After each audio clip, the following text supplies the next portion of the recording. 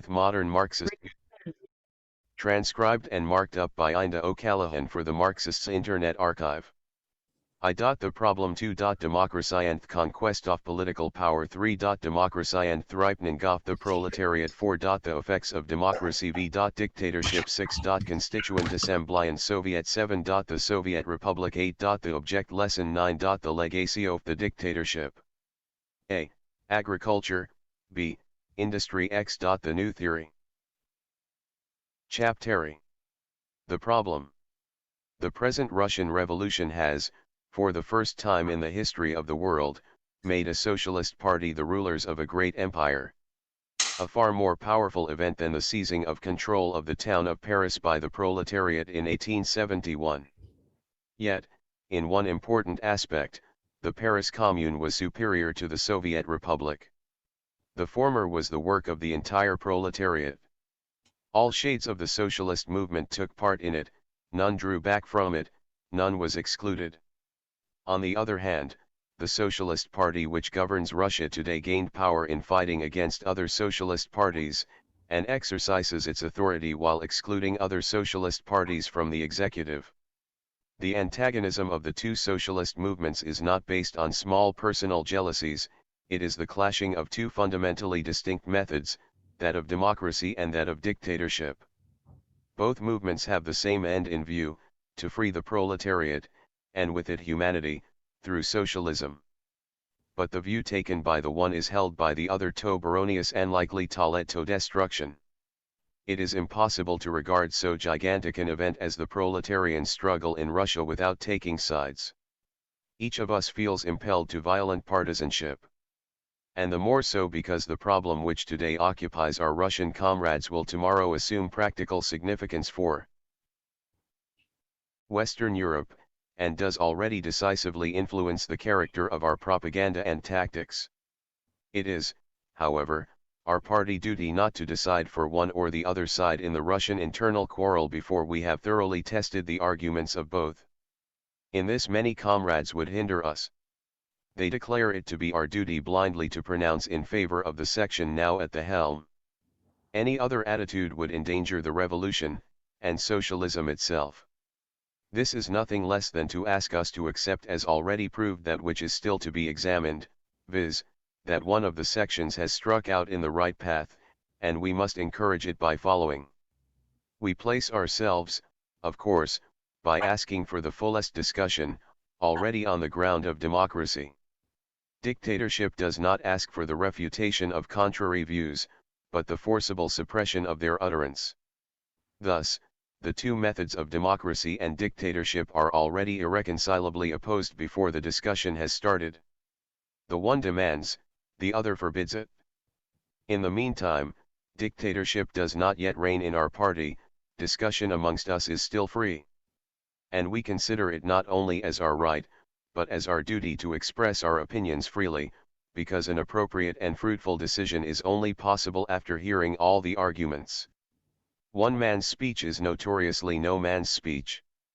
Both sides must be listened to. We will, therefore, examine the significance which democracy has for the proletariat, what we understand by the dictatorship of the proletariat, and what conditions dictatorship, as a form of government, creates in the struggle for freedom of proletariat. Chapter 2.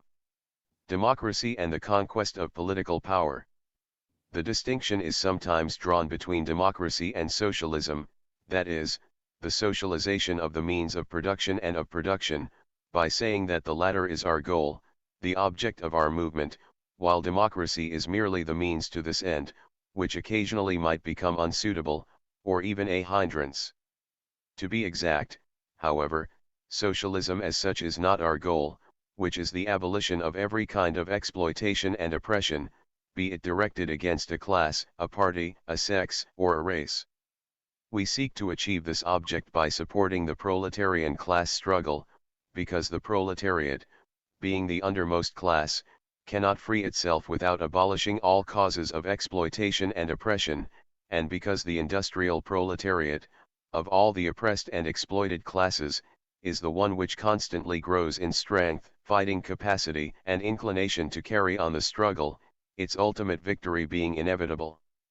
Therefore, today every genuine opponent of exploitation and oppression must take part in the class struggle, from whatever class he may come. If in this struggle we place the socialist way of production as the goal, it is because in the technical and economic conditions which prevail today socialistic production appears to be the sole means of attaining our object. Should it be proved to us that we are wrong in so doing, and that somehow the emancipation of the proletariat and of mankind could be achieved solely on the basis of private property, or could be most easily realized in the manner indicated by Proudhon, then we would throw socialism overboard, without in the least giving up our object, and even in the interests of this object. Socialism and democracy are therefore not distinguished by the one being the means and the other the end. Both are means to the same end. The distinction between them must be sought elsewhere. Socialism as a means to the emancipation of the proletariat, without democracy, is unthinkable. Social production, it is true, is also possible in a system other than a democratic one. In primitive conditions communistic methods became the basis of despotism, as Engels noted in 1875, when dealing with the village communism which has existed in India and Russia down to our own day. Dutch colonial policy in Java for a long time based the organization of agricultural production under the so-called culture system upon land communism for the profit of the government who exploiteth people. The most striking example of a non-democratic organization of social work was furnished in the 18th century by the Jesuit state of Paraguay. There the Jesuits, as the ruling class, organized with dictatorial power the labor of the native Indian population, in a truly admirable fashion, without employing force, and even gaining the attachment of their subjects. For modern men, however, such a patriarchal regime would be intolerable. It is only possible under circumstances where the rulers are vastly superior to the ruled in knowledge, and where the latter are absolutely unable to raise themselves to an equal standard. A section or class which is engaged in a struggle for freedom cannot regard such a system of tutelage as its goal, but must decisively reject it. For us, therefore, socialism without democracy is unthinkable. We understand by modern socialism not merely social organization of production, but democratic organization of society as well. Accordingly, socialism is for us inseparably connected with democracy. No socialism without democracy. But this proposition is not equally true if reversed.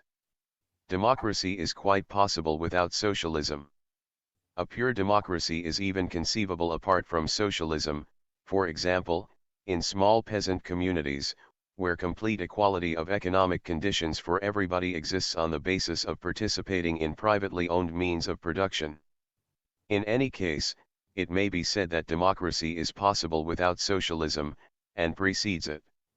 It is this pre-socialist democracy which is apparently in the minds of those who consider that democracy and socialism are related to each other as the means to an end, although they mostly hasten to add that, strictly speaking, it is really no means to an end. This interpretation must be most emphatically repudiated, because, should it win general acceptance, it would lead our movement into most dangerous tracks. Why would democracy be an unsuitable meant for the achievement of socialism? It is a question of conquest of political power. It is said that if in a hitherto bourgeois democratic state the possibility exists of the social democrats becoming the majority at an election, the ruling classes would make use of all the forces at their command in order to prevent democracy asserting itself. Therefore, it is not by democracy, but only by a political revolution that the proletariat can conquer the political power. Doubtless, in cases where the proletariat of a democratic state attains to power, one must reckon with attempts of the ruling classes to nullify by violence the realization of democracy by the rising class. This, however, does not prove the worthlessness of democracy for the proletariat. Should a ruling class, under the suppositions here discussed, resort to force, it would do so precisely because it feared the consequences of democracy. And its violence would be nothing but the subversion of democracy. Therefore, not the uselessness of democracy for the proletariat is demonstrated by anticipated attempts of the ruling classes to destroy democracy, but rather the necessity for the proletariat to defend democracy with tooth and nail. Of course, if the proletariat is told that democracy is a useless ornament, the needful strength for its defense will not be created. The mass of the people are everywhere too attached to their political rights willingly to abandon them.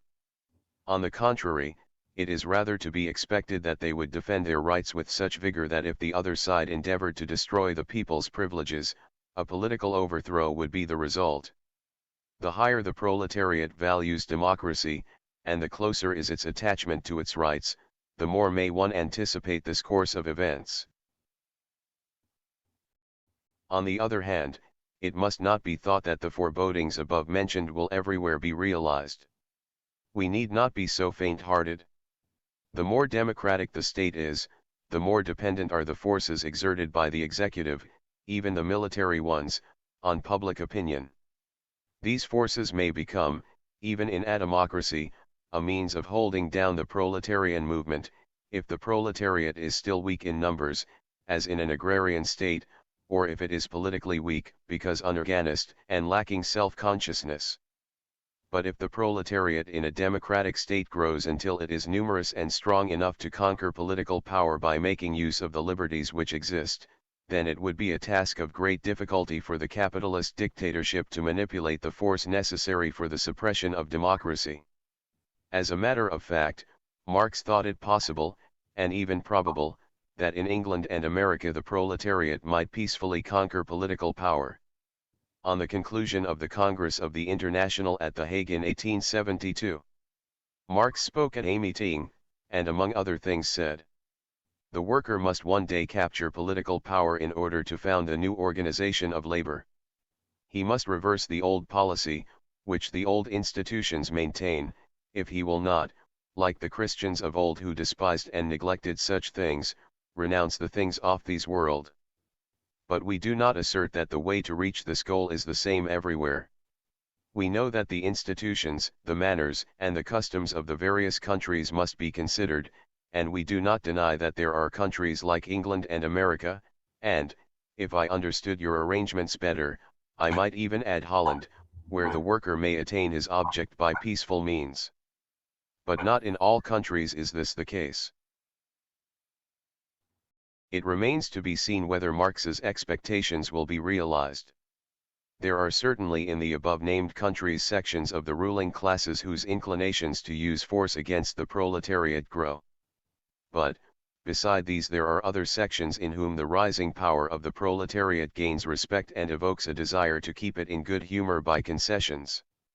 Although the World War, for the period of its duration, has strictly confined the struggle of the masses for freedom everywhere, it has brought to the English proletariat a considerable extension of political power. It cannot today be foreseen how democracy in the various states will influence the forms which the conquest of political power by the proletariat will take, and how far it will avert the use of violent methods from both sides and promote the use of peaceful means. In any case, the institution of democracy would not lose its importance.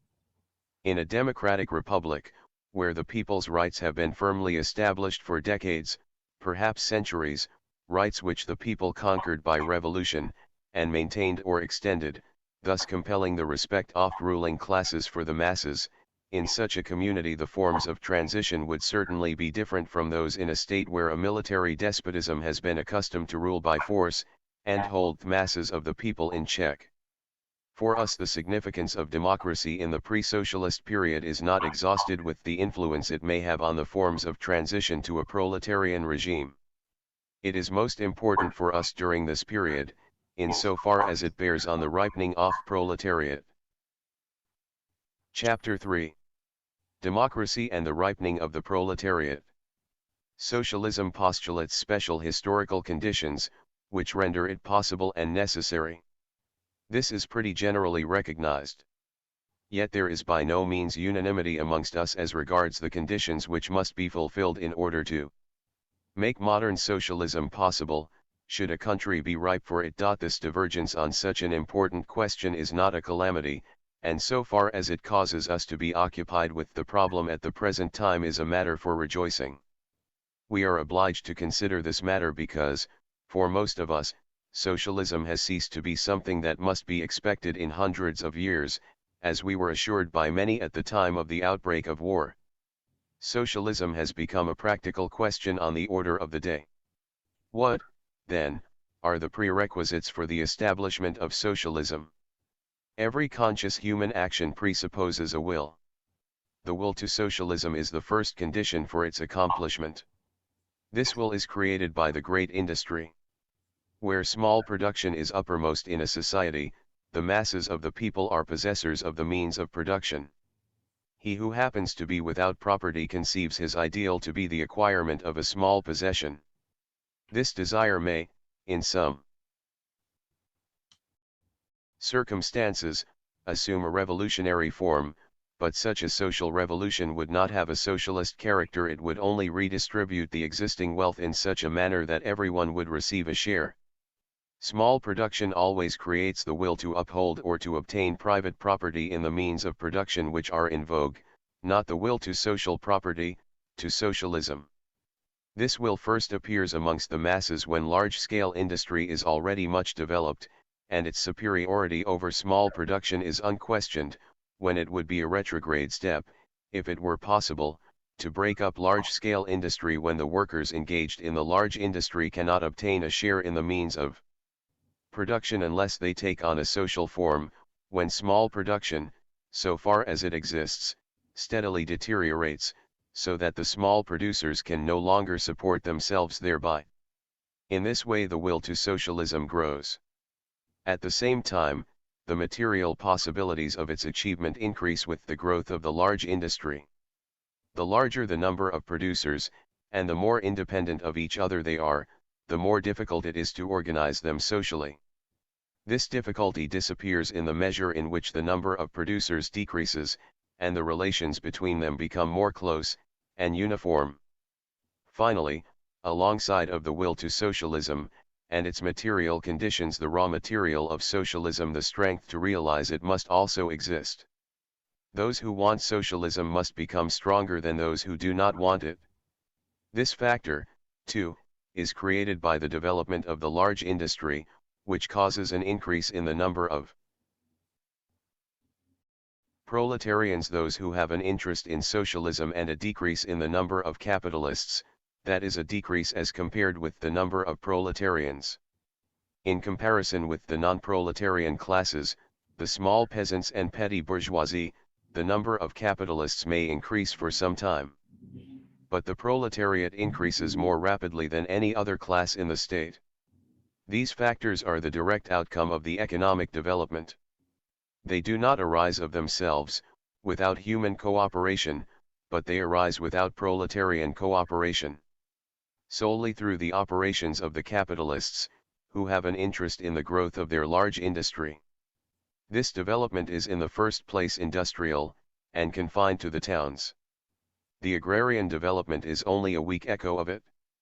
Socialism will come from the towns and from industry, but not from agriculture. For its realization yet another, a fourth factor is needful besides those already mentioned. The proletariat must not only have an interest in the establishment of socialism, it must not merely have the material conditions for socialism ready to hand, and possess the strength to make use of them, it must also have the capacity to retain its hold of them, and properly to employ them. Only then can socialism be realized as a permanent method of production. To the ripening of the conditions, the necessary level of the industrial development, must be added the maturity of the proletariat, in order to make socialism possible.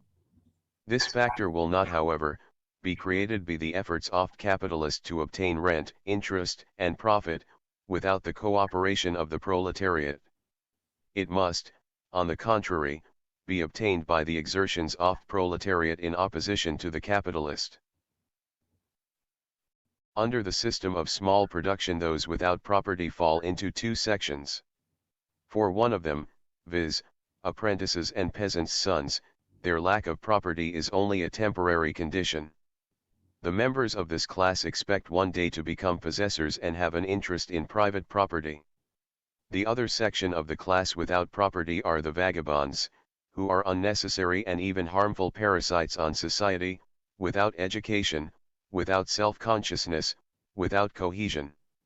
When a chance offers itself, they are quite ready to expropriate the possessors, but they neither want nor are able to construct a new social order. The capitalist method of production makes use of this propertyless class of vagabonds, whose numbers assume large proportions in the beginning of the capitalist system. Out of superfluous, even dangerous parasites, they are transformed into the indispensable economic foundations of production, and therefore of society. Capitalism increases their numbers and multiplies their strength, but it exploits their ignorance, rawness, and incapacity. It even seeks to depress the working classes to their level. By overwork, monotony and dullness of toil, labor of women and children, capitalism even presses the working classes below the level of the former vagabond class. The impoverishment of proletariat increases in an alarming degree. From it, however, the first striving towards socialism appears as an effort to make an end of the growing poverty of the masses. It seemed, however, that this poverty must render the proletariat forever incapable of emancipating itself. Bourgeois sympathy must save it, and bring socialism about. It is soon apparent that nothing can be expected from this sympathy. Sufficient strength to accomplish socialism can only be expected from those whose interests lie that way, that is the proletarians. But were not they perishing without hope? Not all, in fact. There were particular sections which had shown strength and courage to fight against poverty. This small fraction would do what the utopians were not capable of doing. By a sudden stroke it would capture the powers of the state, and bring socialism to the people. This was the conception of Blanqui and Weitling. The proletariat, which was too ignorant and demoralized to organize and rule itself, should be organized and ruled by a government comprised of its educated elite, something like the Jesuits in Paraguay who had organized and governed the Indians. Weitling foresaw the dictatorship of a single person, who would carry through socialism at the head of a victorious revolutionary army. He called the Messiah. I see a new Messiah coming with the sword, to carry into effect the teachings of the first. By his courage he will be placed at the head of the revolutionary army, and with its help he will crumble the decayed structure of the old social order, and drown the sources of tears in the ocean of forgetfulness, and transform the earth into a paradise. Guarantees of harmony and freedom. A generous and enthusiastic anticipation. It is based, however, solely upon the expectation that the revolutionary army will find the right man. But suppose one is not disposed to accept this belief in a coming Messiah, and holds the conviction that unless the proletariat can free itself, socialism must remain an utopia. In view of the fact that the proletariat has not attained to the capacity for self-government in any of the organizations with which it is concerned, is not the hopelessness of socialism, in face of the impoverishment of the workers by capitalism, thereby demonstrated? So it would appear. Yet practice and theory soon showed a way out. In England the industrial proletariat first became a mass movement. There it found some installment of democratic rights, some possibilities of organization and of propaganda, and was stirred into motion by being summoned to the aid of the bourgeoisie in the struggle with the nobles for the franchise. Among the trade unions and the Chartists the beginnings of the labor movement first arose, with the resistance offered by the proletariat to its impoverishment and disfranchisement. It commenced its strikes, and its great fight for the suffrage and the normal working day. Marx and Engels early recognized the significance of this movement. It was not the theory of impoverishment which characterized Marx and Engels. They held this in common with other socialists, but were superior to them by not only recognizing the capitalist tendency towards impoverishment, but also the proletarian counter-tendency, and in the class struggle, they recognized the great factor which would uplift proletariat, and give it the capacity which it needs if it is not merely to grasp political power by the luck of an accident, but is to be in a position to make itself master of that power, and to use it. The proletarian class struggle, as a struggle of the masses, presupposes democracy. If not absolute and pure democracy, yet so much of democracy as is necessary to organize manes, and give them uniform enlightenment. This cannot be adequately done by secret methods. A few fly sheets cannot be a substitute for an extensive daily press. Masses cannot be organized secretly, and, above all, a secret organization cannot be a democratic one. It always leads to the dictatorship of a single man, or of a small knot of leaders. The ordinary members can only become instruments for carrying out orders. Such a method may be rendered necessary for an oppressed class in the absence of democracy, but it would not promote the self-government and independence of the masses. Rather would it further the messiah consciousness of leaders, and their dictatorial habits. The same Whiteling, who gave such prominence to the function of a messiah, spoke most contemptuously of democracy. Communists are still pretty undecided about the choice of their form of government. A large part of those in France incline to a dictatorship, because they well know that the sovereignty of the people, as understood by republicans and politicians, is not suited for the period of transition from the old to a completely new organization. Owen, the chief of the English communists, would have the performance of specified duties allotted to men according to age, and the chief leaders of a government would be the oldest members of it. All socialists, with the exception of the followers of Fourier, to whom all forms of government are the same, are agreed that the form of government which is called the sovereignty of the people is a very unsuitable, and even dangerous, sheet anchor for the young principle of communism about to be realized. Whiteling goes further. He will have nothing of democracy, even in a socialist community. If the idea of the sovereignty of the people is to be applied, all must rule. This can never be the case, and it is, therefore, not the sovereignty of the people, but the chance sovereignty of some of the people. Whiteling wanted the greatest geniuses to govern. They would be selected in a competition by scientific assemblies. I have quoted Whiteling in detail in order to show that the contempt for democracy, which is now recommended to us as the highest wisdom, is quite an old conception, and corresponds to a primitive stage in the working class movement. At the same time that Whiteling poured scorn on universal suffrage and freedom of the press, the workers of England were fighting for these rights, and Marx and Engels ranged themselves by their side. Since then the working classes of the whole of Europe, in numerous often bloody struggles, have conquered one installment of democracy after the other, and by their endeavors to win, maintain, and extend democracy, and by constantly making use of each installment for organization, for propaganda, and for wresting social reforms, have they grown in maturity from year to year, and from the lowest have become the highest placed section of the masses of the people. Has the proletariat already attained the maturity which socialism postulates?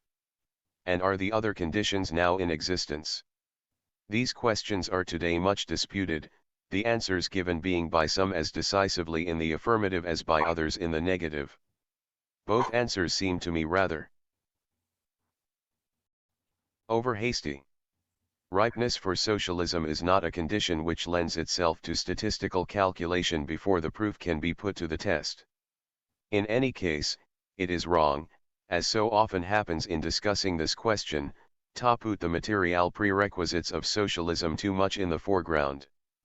No doubt, without a certain development of the large industry no socialism is possible, but when it is asserted that socialism would only become practicable when capitalism is no more in a position to expand, all proof of this is lacking.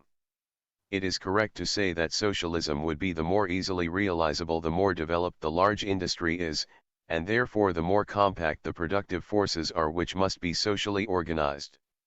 Yet this is only relevant to the problem, when it is considered from the standpoint of a particular state. The simplification of the problem in this form is, however, counteracted by the fact that the growth of the large industry is accompanied by an expansion of its markets, the progress of the division of labor and of international communications, and therewith the constant widening and increasing complication of the problem of the social organization of production. There is, indeed, no reason for believing that the organization of the largest part of production for social ends, by the state, municipalities, and cooperative societies, is not already possible in modern industrial states, with their banking facilities and their machinery for the conduct of businesses. The decisive factor is no longer the material, but the personal one. Is the proletariat strong and intelligent enough to take in hand the regulation of society, that is, does it possess the power and the capacity to transfer democracy? From politics to economics? This cannot be foretold with certainty. The factor in question is one which is in different stages of development in different countries, and it fluctuates considerably at various times in the same country. Adequate strength and capacity are relative conceptions. The same measure of strength may be insufficient today, when the opponents are strong, but tomorrow quite adequate, when they have suffered a moral, economic, or military collapse. The same measure of capacity might be quite inadequate today. Should power be attained in a highly complicated situation, and yet tomorrow it could be equal to all demands made on it, if meanwhile conditions have simplified and become stabler. In every case only practice can show if the proletariat is already sufficiently mature for socialism. We can only say the following for certain. The proletariat grows always in numbers, strength, and intelligence, it is ever approaching the climax of its development. It is not definite enough to say that the latter phase will be reached when the proletariat forms the majority of the people, and when the majority announce their adhesion to socialism. On the other hand, it may be confidently said that a people is not yet ripe for socialism so long as the majority of the masses are hostile to socialism, and will have nothing of it. So here again democracy not only matures the proletariat the soonest, but gives the quickest indications of this process. Chapter 4. The effects of democracy. The modern state is a rigidly centralist organism, an organization comprising the greatest power within modern society, and influencing in the most effective way the fate of each individual, as is especially obvious in time of war. The state is today what the family and community used to be for the individual. If communities were in their way democratically organized, the power of the state, on the contrary, including the bureaucracy and the army, looms over the people, even gaining such strength that at times it acquires an ascendancy over the classes which are socially and economically dominant, thus constituting itself an absolute government. Yet this latter condition is nowhere lasting. The absolute rule of bureaucracy leads to its ossification and its absorption into endless time-wasting formulae, and that just at the time when industrial capitalism is developing, when the revolutionary methods of production which arise from it subject all economic and social conditions to constant change, and impart a quicker movement to industrial life, thus requiring the speediest political adjustments. The absolute rule of bureaucracy, therefore, leads to arbitrariness and stultification, but a system of production like capitalism, in which each producer is dependent upon numerous others' needs for its prosperity, the security and legality of social relations. The absolute state gets into conflict with the productive forces, and becomes a fetter on them. It is, then, urgently necessary for the executive to be subjected to public criticism, for free organizations of citizens to counterbalance the power of the state, for self-government in municipalities and provinces to be established, for the power of lawmaking to be taken from the bureaucracy, and put under the control of a central assembly, freely chosen by the people, that is a parliament. The control of the government is the most important duty of parliament, and in this it can be replaced by no other institution. It is conceivable, though hardly practicable, for the lawmaking power to be taken from the bureaucracy, and entrusted to various committees of experts, which would draft the laws and submit them to the people for their decision. The activities of the executive can only be supervised by another central body, and not by an unorganized and formless mass of people. The attempts to overcome the absolute power of the state, as here described, are made by all classes in a modern state, with the exception of those which may share in its power, that is all except bureaucrats, court nobles, the state church, as well as the great bankers who do a lucrative business with the state. Before the united pressure of the other classes, which may include the landed gentry, the lower clergy, the industrial capitalists, the absolute regime must give way. In a greater or lesser degree it must concede freedom of the press, of public meeting, of organization, and a parliament. All the states of Europe have successfully passed through this development.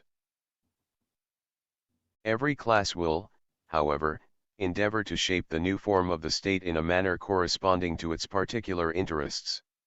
This attempt is especially manifested in the struggle over the character of the parliament, that is in the fight for the franchise. The watchword of the lower classes, of the people, is universal suffrage. Not only the wage earner, but the small peasant and the petty bourgeoisie have an interest in the franchise. Everywhere and under all circumstances these classes form the great majority of the population. Whether the proletariat is the predominant class amongst these depends on the extent of the economic development, although this factor does not determine whether the proletariat comprises the majority of the population. The exploiters are always a small minority of population. In the long run no modern state can withstand the pressure of these classes, and anything short of general suffrage in our society today would be an absurdity. In capitalist society, with its constantly changing conditions, the classes cannot be stereotyped in fixed grooves. All social conditions are in a state of flux.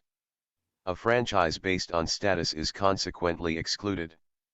A class which is not organized as such is a formless fluctuating mass, whose exact boundaries it is quite impossible to mark. A class is an economic entity, not a legal one. Class membership is always changing. Many hand workers who, under the regime of small industry, think they are possessors, feel like proletarians under large industry, and are really proletarians even when for purposes of statistics they are included with possessing classes and independent producers. There is also no handled franchise based on the census which would secure to the possessing classes a lasting monopoly of parliament. It would be upset by every depreciation in money values. Finally, a franchise based on education would be even more futile, in view of the progress of culture amongst the masses. Thus various factors combine to render general suffrage the only solution in the society of today, and bring the question more and more to the front. Above all, it is the only rational solution from the standpoint of the proletariat as the lowest class of the population. The most effective weapon of the proletariat is its numerical strength. It cannot emancipate itself until it has become the largest class of the population, and until capitalist society is so far developed that the small peasants and the petty bourgeoisie no longer overweight the proletariat. The proletariat has also an interest in the fact that the suffrage should not only be universal and equal, but also non-discriminatory, so that men and women, or wage earners and capitalists, do not vote in separate sections. Such a method would not only involve the danger that particular sections, who belong to the proletariat in reality, but are not wage earners in form, would be separated from it, but it would also have the still worse result of narrowing the outlook of the proletariat. For its great historical mission consists in the fact that the collective interests of society fall into line with its permanent class interests, which are not always the same thing as special sectional interests. It is a symptom of the maturity of the proletariat when its class consciousness is raised to the highest point by its grasp of large social relations and ends. This understanding is only made completely clear by scientific socialism, not only by theoretical teaching, but by the habit of regarding things as a whole instead of looking at special interests which are furthered and extended by engaging in political action. Confining the outlook to trade interests narrows the mind, and this is one of the drawbacks to mere trade unionism. Herein lies the superiority of the organization of the Social Democratic Party, and also the superiority of a non-discriminatory, as compared with a franchise which divides the electors into categories. In the struggle for the political rights referred to modern democracy arises, and the proletariat matures. At the same time a new factor appears, viz., the protection of minorities, the opposition in the state. Democracy signifies rule of majority, but not less the protection of minorities. The absolute rule of bureaucracy strives to obtain for itself permanency. The forcible suppression of all opposition is its guiding principle. Almost everywhere it must do this to prevent its power being forcibly broken. It is otherwise with democracy, which means the rule of majorities. But majorities change. In a democracy no regime can be adapted to long duration. Even the relative strength of classes is not a fixed quantity, at least in the capitalist era. But the strength of parties changes even quicker than the strength of classes, and it is parties which aspire to power in a democracy. It must not here be forgotten, what so often happens, that the abstract simplification of theory, although necessary to a clear understanding of realities, is only true in the last resort, and between it and actualities there are many intervening factors. A class can rule, but not govern, for a class is a formless mass, while only an organization can govern. It is the political parties which govern in a democracy. A party is, however, not synonymous with a class, although it may, in the first place, represent a class interest. One and the same class interest can be represented in very different ways, by various tactical methods. According to their variety, the representatives of the same class interests are divided into different parties. Above all, the deciding factor is the position in relation to other classes and parties. Only seldom does a class dispose of so much power that it can govern the state by itself. If a class attains power, and finds that it cannot keep it by its own strength, it seeks for allies. If such allies are forthcoming, various opinions and standpoints prevail amongst the representatives of the dominant class interests.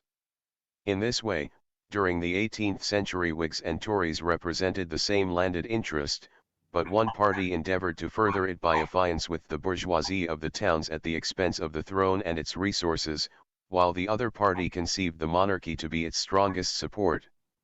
Similarly today in England and also elsewhere, liberals and conservatives represent the same capitalist interests. But the one thinks they will be best served by an alliance with the landed class, and forcible suppression of the working classes, while the other fears dire consequences from this policy, and strives to conciliate the working classes by small concessions at the expense of the landed class. As with the socially and economically ruling classes and their parties, so it is with the aspiring class and its parties. Parties and classes are therefore not necessarily coterminous. A class can split up into various parties, and a party may consist of members of various classes. A class may still remain the rulers, while changes occur in the governing party, if the majority of the ruling class considers the methods of the existing governing party unsuitable, and that of its opponents to be more appropriate. Government by parties in a democracy changes more rapidly than the rule of classes. Under these circumstances, no party is certain of retaining power, and must always count on the possibility of being in the minority, but by virtue of the nature of the state no party need remain in a minority forever. These conditions account for the growing practice of protecting minorities in a democracy. The deeper the roots which a democracy has struck, and the longer it has lasted and influenced political customs, the more effective is the minority, and the more successfully it can oppose the pretensions of any party which seeks to remain in power at all costs. What significance the protection of minorities has for the early stages of the Socialist Party, which everywhere started as a small minority, and how much it has helped the proletariat to mature, is clear. In the ranks of the Socialist Party the protection of minorities is very important. Every new doctrine, be it of a theoretical or a tactical nature, is represented in the first place by minorities. If these are forcibly suppressed, instead of being discussed, the majority is spared much trouble and inconvenience. Much unnecessary labor might be saved. A doctrine does not mean progress because it is new and championed by a minority. Most of what arises as new thought has already been discussed long before, and recognized as untenable, either by practice or by refutation. Ignorance is always bringing out old wares as if they were something new. Other new ideas may be original, but put in a perverted shape. Although only a few of the new ideas and doctrines may spell real progress, yet progress is only possible through new ideas, which at the outset are put forward by minorities. The suppression of the new ideas of minorities in the party would only cause harm to the proletarian class struggle, and an obstacle to the development of the proletariat. The world is always bringing us against new problems, which are not to be solved by the existing methods. Tedious as it may be to sift the wheat from the chaff, this is an unavoidable task if our movement is not to stagnate, and is to rise to the height of the tasks before it. And what is needful for a party is also needful for the state. Protection of minorities is an indispensable condition for democratic development, and no less important than the rule of the majority. Another characteristic of democracy is here brought in view, which is the form it gives to the class struggle. In 1893 and in 1900 I have already discussed this matter, and give below some quotations from my writings. Freedom of combination and of the press and universal suffrage, under circumstances, even conscription, are not only weapons which are secured to the proletariat in the modern state by the revolutionary struggle of the bourgeoisie, but these institutions throw on the relative strength of parties and classes, and on the mental energy which vitalizes them a light which is absent in the time of absolutism. At that time the ruling, as well as the revolutionary, classes were fighting in the dark. As every expression of opposition was rendered impossible, neither the government nor the revolutionists were aware of their strength. Each of the two sides was thus exposed to the danger of overestimating its strength, so long as it refrained from measuring itself in a struggle with the opponent, and of underestimating its strength the moment it suffered a single defeat, and then threw its arms away.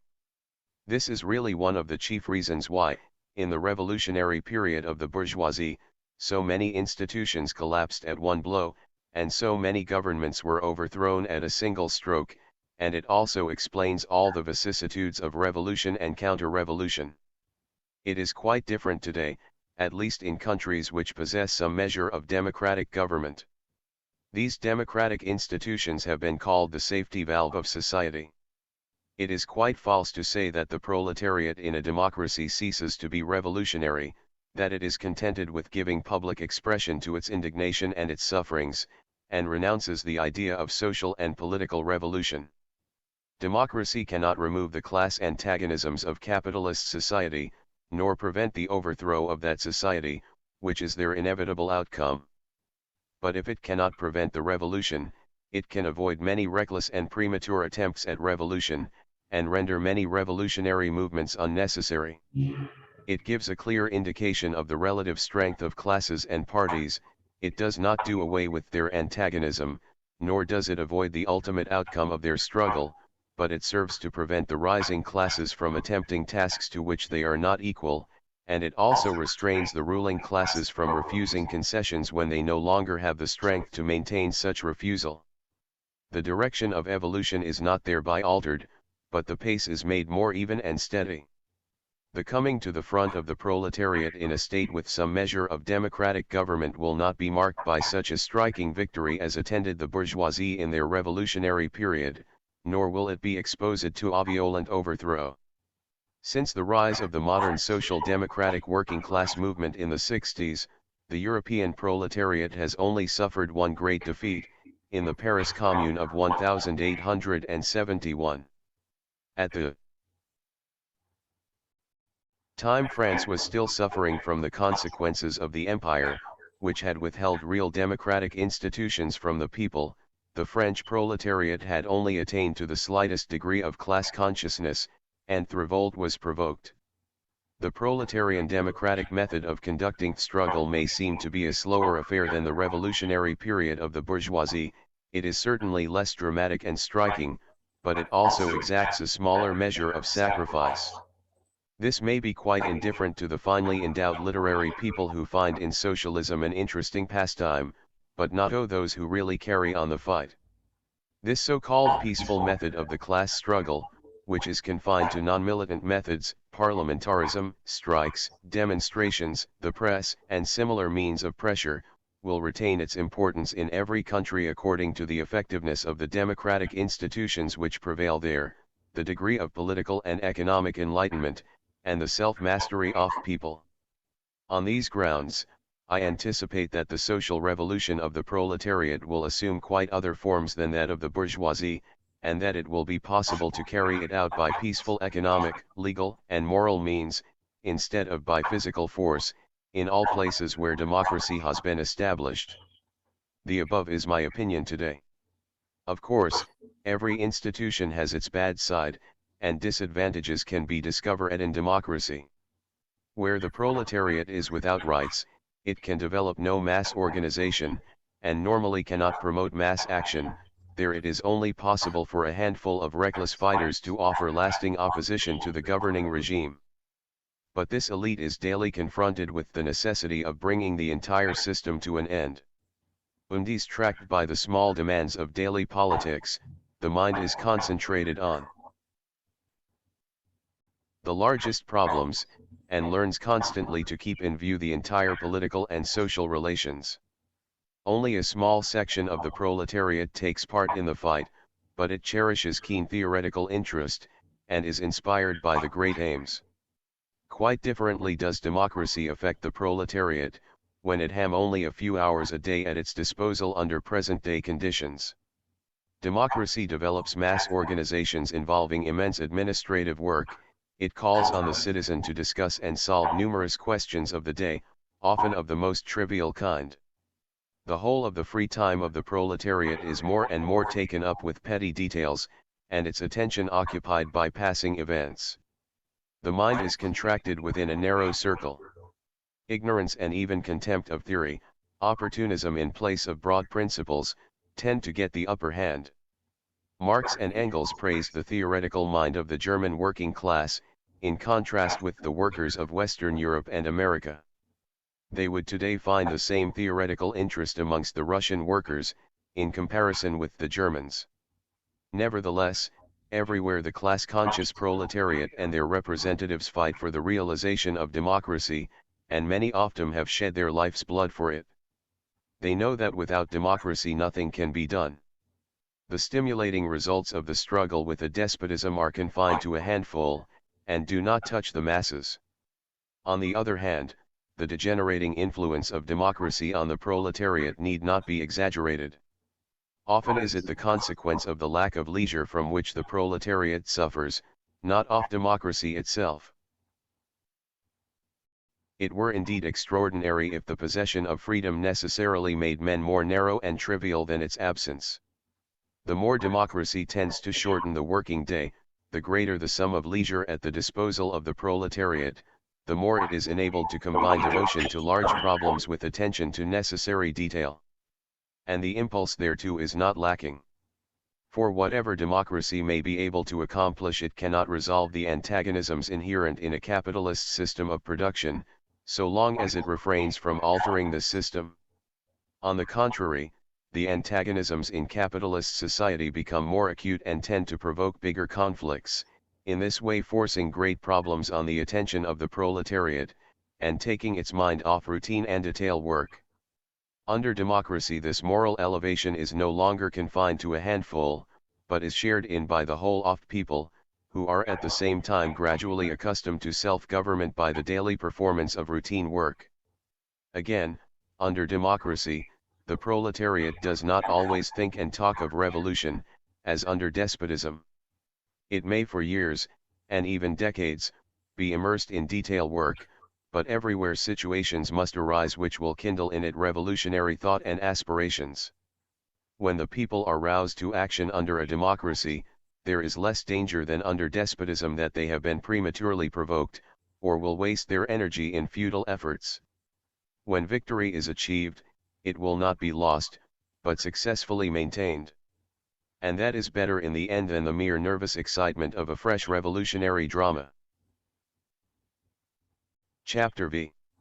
Dictatorship. Democracy is the essential basis for building up a socialist system of production.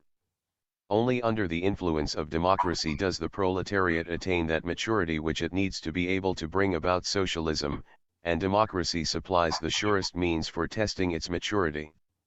Between these two stages, the preparation for socialism and its realization, which both require democracy, there is the transition state when the proletariat has conquered political power, but has not yet brought about socialism in an economic sense. In this intervening period it is said that democracy is not only unnecessary, but harmful. This idea is not new. We have already seen it to be Whiteling's. But it is supposed to be supported by Karl Marx. In his letter criticizing the Gotha Party program, written in May 1875, it is stated, between capitalist and communist society lies the period of the revolutionary transformation of the one into the other. This requires a political transition stage, which can be nothing else than the revolutionary dictatorship of proletariat. Marx had unfortunately omitted to specify more exactly what he conceived this dictatorship to be. Taken literally, the word signifies the suspension of democracy. But taken literally it also means the sovereignty of a single person, who is bound by no laws. A sovereignty which is distinguished from a despotism by being regarded as a passing phase, required by the circumstances of the moment, and not a permanent institution of the state. The expression dictatorship of the proletariat, that is the dictatorship not of a single person, but of a class, excludes the inference that Marx thought of dictatorship in the literal sense. He speaks in the passage above quoted not of a form of government, but of a condition which must everywhere arise when the proletariat has conquered political power. That he was not thinking of a form of government is shown by his opinion that in England and America the transition might be carried out peacefully. Of course, democracy does not guarantee a peaceful transition. But this is certainly not possible without democracy. However, to find out what Marx thought about the dictatorship of the proletariat, we need not have recourse to speculation. If in 1875 Marx did not explain in detail what he understood by the dictatorship of the proletariat, it might well have been because he had expressed himself on this matter a few years before, in his study of the Civil War in France. In that work, he wrote, "The Commune was essentially a government of the working class, the result of the struggle of the producing class against the appropriating class, the political form under which the freedom of labor could be attained being at length revealed." Thus the Paris Commune was, as Engels expressly declared in his introduction to the third edition of Marx's book, the dictatorship of proletariat. It was, however, at the same time not the suspension of democracy, but was founded on its most thoroughgoing use, on the basis of universal suffrage. The power of the government was subjected universal suffrage. The Commune was composed of town councillors, chosen by general suffrage in the various departments of Paris. Universal suffrage was to serve the people, constituted in communes, as individual suffrage serves every other employer in the search for the workmen and managers in his business. Marx constantly speaks here of the general suffrage of the whole people, and not of the votes of a specially privileged class. The dictatorship of the proletariat was for him a condition which necessarily arose in a real democracy, because oft overwhelming numbers of the proletariat. Marx must not, therefore, be sided by those who support dictatorship in preference to democracy. Of course, this does not prove it to be wrong. Only, it must be demonstrated on other grounds. In the examination of this question, dictatorship as a condition must not be confused with dictatorship as a form of government, which alone is a subject of dispute in our ranks. Dictatorship as a form of government means disarming the opposition, by taking from them the franchise, and liberty of the press and combination. The question is whether the victorious proletariat needs to employ these measures, and whether socialism is only or most easily realizable with their aid. It must next be noted that when we speak of dictatorship as a form of government, we cannot mean the dictatorship of a class. For, as already remarked, a class can only rule, not govern. If by dictatorship we do not merely signify a state of sovereignty, but a form of government, then dictatorship comes to mean that of a single person, or of an organization, not of the proletariat, but of a proletarian party. The problem is then complicated so soon as the proletariat itself is divided into various parties. The dictatorship of one of these parties is then no longer in any sense the dictatorship of the proletariat, but a dictatorship of one part of the proletariat over the other. The situation becomes still more complicated if the socialist parties are divided according to their relations to non-proletarian elements, and if perchance one party attains to power by an alliance of town proletarians and peasants, then the dictatorship becomes not merely a dictatorship of proletarians over proletarians, but of proletarian and peasants over proletarians. The dictatorship of the proletariat thus assumes a very peculiar form. What are the grounds for thinking that the sovereignty of proletariat must necessarily take a form which is incompatible with democracy? Now it may be taken for granted that as an ill, the proletariat will only attain to power when it represents the majority of the population, or, at least, has the latter behind it. Next to its economic indispensability, the weapon of the proletariat in its political struggles is its huge numbers. It may only expect to carry the day against the resources of the ruling classes where it has the masses behind it.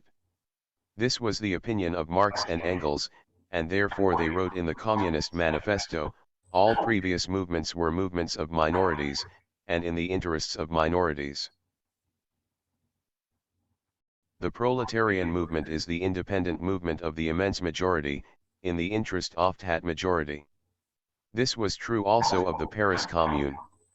The first act of the new revolutionary regime was an appeal to the electors. The ballot, taken under conditions of the greatest freedom, gave strong majorities for the Commune in all districts of Paris. 65 revolutionaries were chosen, against 21 of the opposition, of whom 15 were distinct reactionaries, and 6 radical republicans of the Gambetta school. Among the 65 revolutionaries all the existing phases of French socialism were represented. However such they fought against each other, no one exercised a dictatorship over the others. A government so strongly supported by the masses has not the least occasion to interfere with democracy. It cannot dispense with the use of force when this is employed to suppress democracy. Force can only be met by force. But a government which knows that the masses are behind it would only use force to protect democracy, and not to subvert it. It would be committing suicide to cast aside such a strong support as universal suffrage, which is a powerful source of moral authority. The subversion of democracy by dictatorship can therefore only be matter for consideration in exceptional cases, when an extraordinary combination of favorable circumstances enables a proletarian party to take to itself political power, while the majority of the people are either not on its side, or are even against it. Amongst a people who have been trained in politics for decades, and have run into party molds, such a chance victory is hardly possible. It is only likely in very backward conditions. If in such a case universal suffrage goes against the socialist government, is the latter now to do what we have hitherto demanded of every government, viz., to bow to the will of the people, and to resume its struggle for the power of the state with confidence, on the basis of democracy, or is it to subvert democracy in order to hold on to power? How can a dictatorship remain at the helm against the will of majority of people? Two ways suggest themselves, that of Jesuitism or that of Bonapartism. We have already referred to the Jesuit state in Paraguay. The means by which the Jesuits there maintained their authority was their enormous mental superiority to the natives organized by them, who without them were helpless. Can a socialist party acquire such a superiority in a European state? This is quite out of the question. No doubt the proletariat, in the course of the class struggle, raises its mental stature until it is higher than that of other workers, such as peasants, but not without the latter acquiring a political interest and understanding at the same time. The chasm between these various classes is by no means an unbridgeable one. Alongside of the classes of hand workers grows a section of intellectuals, which tends to become more numerous and increasingly necessary for the productive system. Their vocation calls for the acquisition of knowledge and the exercise and development of intelligence. This section occupies a middle place between the proletariat and the capitalist class. It is not directly interested in capitalism, but is nevertheless mistrustful of the proletariat, so long as it does not consider the latter to be capable of taking its fate into its own hands. Even such members of the cultured classes as most warmly espouse the cause of the freedom of the proletariat stand aloof from the labor movement in the early stages of the class struggle. They only change their attitude when the proletariat shows increasing capacity in its struggles. The confidence in the proletariat, which is thus inspired in intellectuals who enter the socialist movement, is not to be confused with the trust which, since August 4, 1914, the Liberal and Centre parties, and even the government of Germany, have placed in the governmental socialists.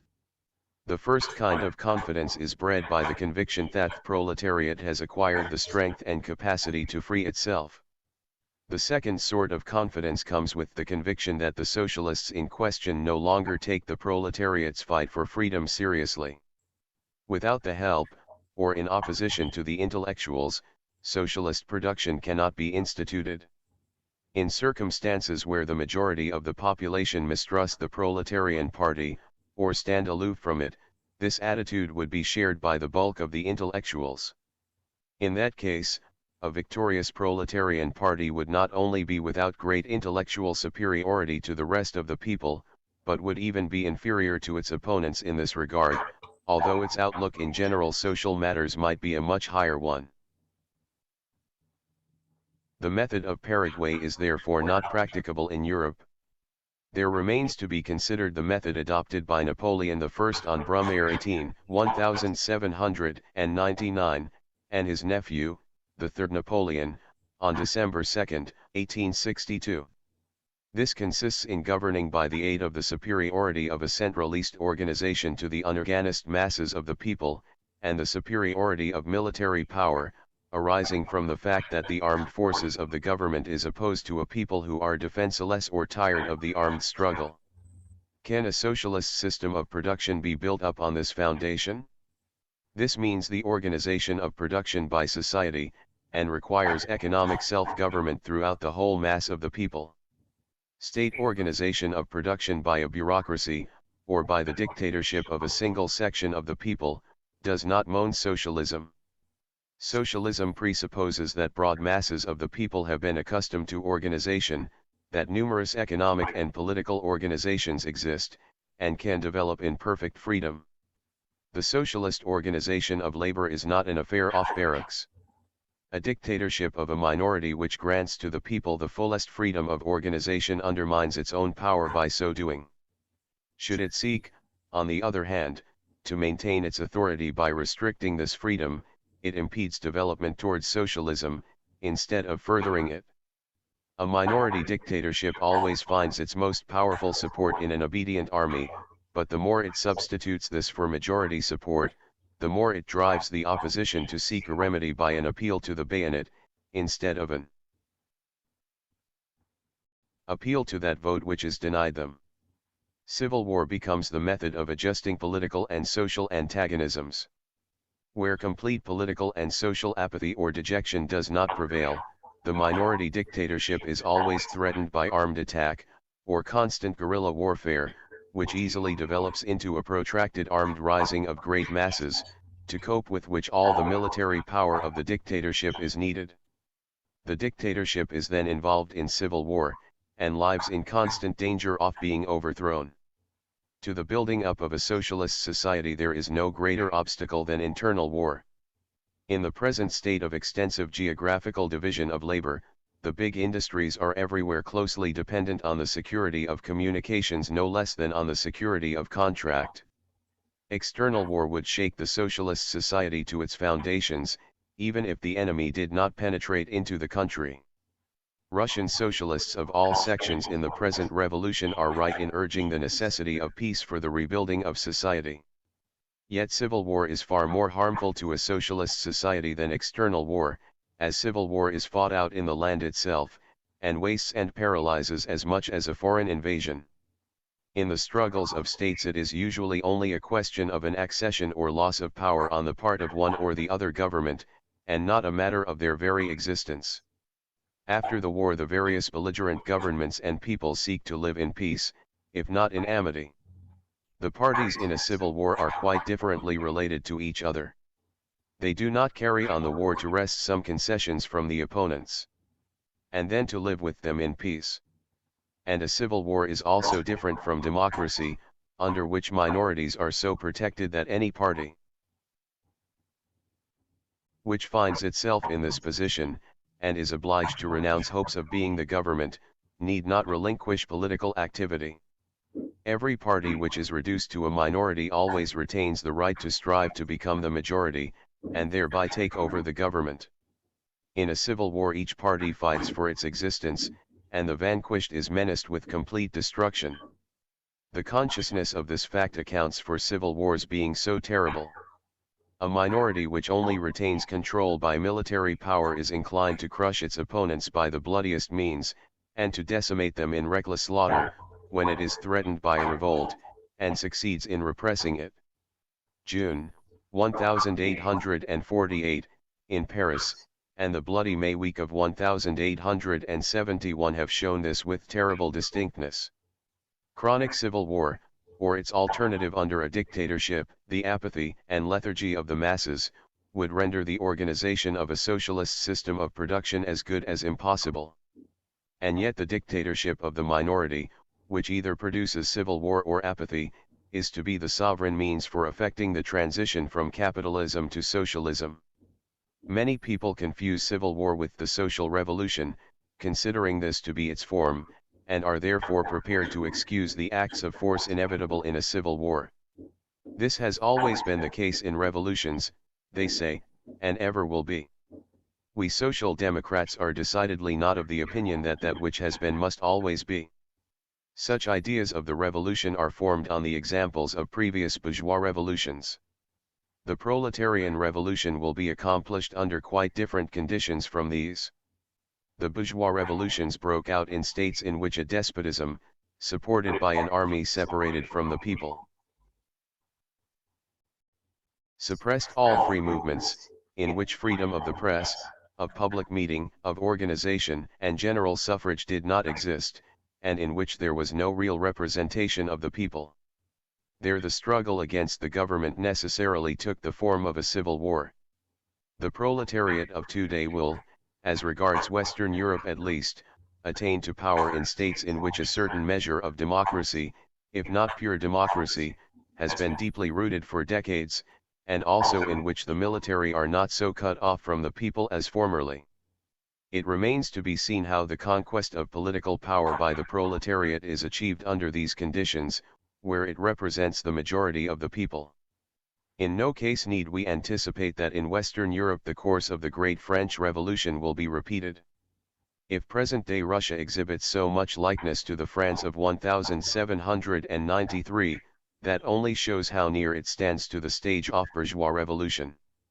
The social revolution, the political revolution, and civil war must be distinguished from each other. The social revolution is a profound transformation of the entire social structure brought about by the establishment of a new method of production. It is a protracted process, which may be spread over decades, and no definite boundaries can be drawn for its conclusion. It will be the more successful, according to the peaceful nature of the forms under which it is consummated. Civil and foreign wars are its deadly foes. As a rule, a social revolution is brought about by a political revolution, through a sudden alteration in the relative strength of classes in the state, whereby a class hitherto excluded from the political power possesses itself of the machinery of government. The political revolution is a sudden act, which is rapidly concluded. Its forms depend on the constitution of the state in which it is accomplished. The more democracy rules, not merely formally, but actually anchored in the strength of the working classes, the greater is the likelihood that the political revolution will be a peaceful one. Contrariwise, the more the system which has hitherto prevailed has been without the support of a majority of the people, and has represented a minority which kept control by military force, the greater is the likelihood that the political revolution will take the form of a civil war.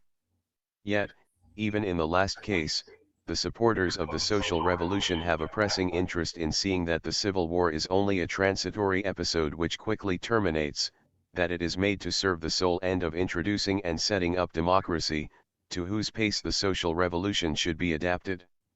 In other words, the social revolution must not, for the time being, be carried out farther than the majority of the people are inclined to go, because beyond this the social revolution, desirable as it may seem to far-seeing individuals, would not find the necessary conditions for establishing itself permanently. But did not the reign of terror of the proletariat and the petty bourgeoisie of Paris, that is the dictatorship of a minority, in the Great French Revolution, bring with it enormous consequences of the highest historical significance? Of course. But of what kind were they? That dictatorship was a child of the war which the allied monarchs of Europe had waged against revolutionary France. To have victoriously beaten off this attack was the historical achievement of the Reign of Terror. Thereby is again proved distinctly the old truth, that dictatorship is better able to wage war than democracy. It proves in no way that dictatorship is the method of the proletariat to carry through social transformations to its own liking, and to keep control of political power. In energy the Reign of Terror of 1793 cannot be surpassed. Yet the proletariat of Paris did not succeed, by this means, in retaining power. The dictatorship was a method by means of which the various fractions belonging to proletarian and petty bourgeois politics fought amongst themselves, and, finally, it was the means of making an end of all proletarian and petty bourgeois politics. The dictatorship of the lower classes opens the way for the dictatorship off sword. Should it be said, after the example of the bourgeois revolutions, that the revolution is synonymous with civil war and dictatorship, then the consequences must also be recognized, and it must be added the revolution would necessarily end in the rule of a Cromwell or a Napoleon. This is, however, by no means the necessary upshot of a proletarian revolution where the proletariat forms the majority of the nation, which is democratically organized, and only in such cases do the conditions for socialist production exist. By the dictatorship of the proletariat we are unable to understand anything else than its rule on the basis of democracy. Chapter VI. Constituent Assembly and Soviet. The contrast between democracy and dictatorship has just acquired an important significance in the Russian Revolution. The socialists of Russia were from the first divided. They comprised social revolutionaries and Marxists.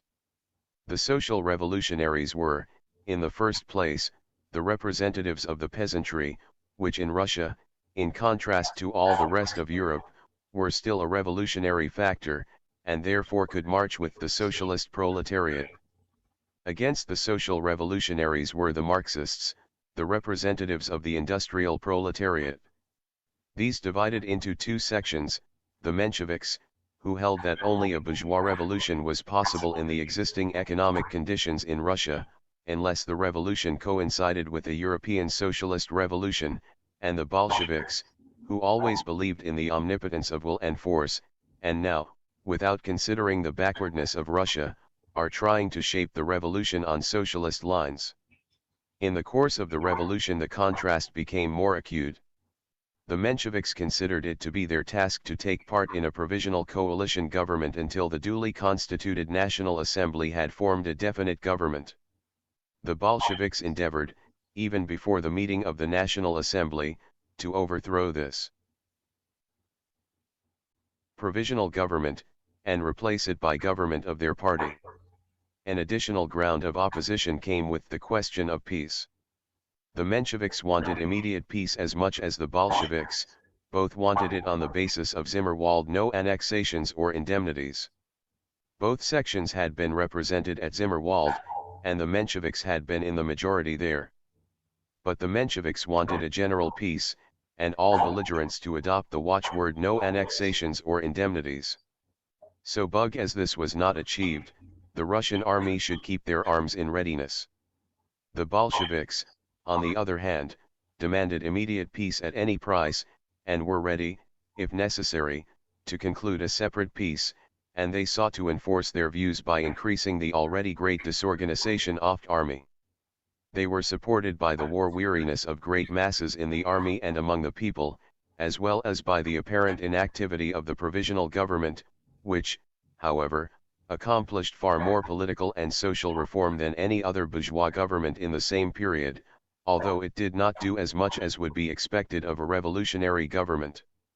The elections for the Constituent Assembly could not be so rapidly completed as was desired.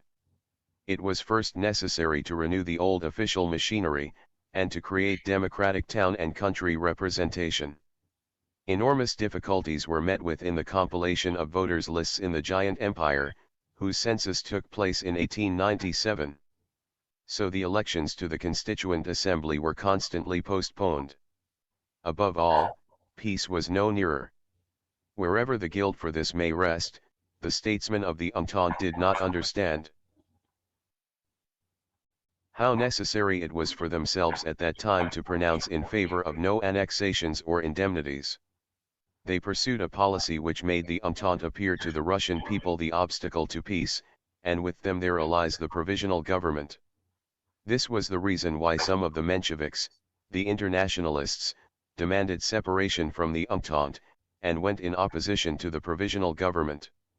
Yet they did not go so far as the Bolsheviks. Under these circumstances, the Bolsheviks gained ground at the expense of the Mensheviks and the provisional government which they succeeded in overthrowing in November, 1917. Their propaganda zeal proved to be so great that they were able to draw a part of the social revolutionaries to their side. The left social revolutionaries henceforth marched with the Bolsheviks, into whose government they entered, while the right and also the center remained on the side of Mensheviks. The Bolsheviks drew their strength from the great expectations which they raised. If they were to retain this strength, they had to fulfill these expectations. Was that possible? The Bolshevist revolution was based on the supposition that it would be the starting point of a general European revolution, and that the bold initiative of Russia would summon the proletariat of all Europe Tories. On these suppositions, it was of no moment what form was taken by the Russian separate peace, what humiliations and burdens it placed on the Russian people, and what interpretations it gave to the principle of the self-determination of peoples. And it was also a matter of indifference whether Russia was capable of defense or not. According to this theory, the European Revolution formed the best defense of the Russian Revolution, for it would bring to the peoples in territory hitherto Russian real and complete self-determination. The revolution which would bring about socialism in Europe would also be the means of removing the obstacles to the carrying through of socialism in Russia which are created by the economic backwardness of that country. This was all very logically thought out, and quite well founded, provided the supposition was granted, that the Russian Revolution must inevitably unchain the European Revolution. But what if these did not happen? The supposition has not yet been realized. And now the proletariat of Europe is blamed for leaving the Russian Revolution in the lurch, and betraying it. This is a complaint against unknown people, for who can be made responsible for the inactivity of the European proletariat? It is an old Marxist saying that revolutions cannot be made, but arise out of conditions. The conditions of Western Europe are, however, so different from those of Russia that a revolution there would not necessarily provoke one here. When the revolution of 1848 broke out in France, it immediately spread over that part of Europe lying east of it. It, however, halted at the Russian boundaries, and when the revolution was unchained in Russia in 1905, it provoked strong suffrage movements in the countries to the west, although nothing that could be described as a revolution. But the Bolsheviks must not be too much blamed for expecting a European revolution. Other socialists did the same, and we are certainly approaching conditions which will sharply accentuate the class struggle, and which may have many surprises in store. And if the Bolsheviks have up till now been in error in expecting a revolution, have not Babel, Marx, and Engels cherished a like delusion? This is not to be denied. but the latter have never had in mind a revolution at a specific time, and never elaborated their tactics in such wise that the existence of the party and the progress of the class struggle was made to be dependent on the outbreak of the revolution, so that the proletariat was confronted with the dilemma, revolution or bankruptcy. Like all politicians, they too have erred in their expectations. But such errors have never set them on a false track, and led them into a cul-de-sac. Our Bolshevist comrades have staked all on the card of the general European revolution. As this card has not turned up, they were forced into a course which brought them up against insoluble problems. They had to defend Russia without an army against powerful and implacable enemies. They had to establish a regime of well-being for all in a state of general dislocation and impoverishment.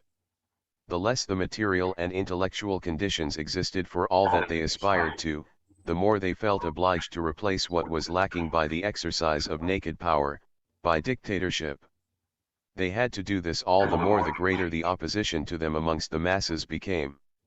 So it became inevitable that they should put dictatorship in the place of democracy. If the Bolsheviks were deceived in their expectations that they only needed to become the government, in order to unchain the European Revolution, they were not less so in the anticipation that they had, only to grasp the helm of state, and the majority of the population would joyously range themselves behind them. As the opposition under the conditions due to Russia's situation, they had indeed developed great propaganda strength, as we have already noted. At the beginning of the revolution only a small handful, they became so strong eventually as to seize the power of the state. But had they the masses of the population behind them? This should have been revealed by the Constituent Assembly, which the Bolsheviks, like other revolutionaries, had demanded, and for a period even violently demanded, the Constituent Assembly, to be chosen by universal, equal, direct, and secret suffrage. Immediately after the capture of the government by the Bolsheviks, the new regime was confirmed by the Second All-Russian Congress of Soviets, albeit in opposition to a strong minority, which left the Congress protesting. But even the majority did not yet repudiate the idea of Constituent Assembly. The resolution confirming the Soviet government began with the words, pending the calling together of the Constituent Assembly, a provisional workers' and peasants' government is to be formed, which is to be called the Council of People's Commissaries. The Constituent Assembly then is recognized here as taking precedence of the Council of People's Commissaries.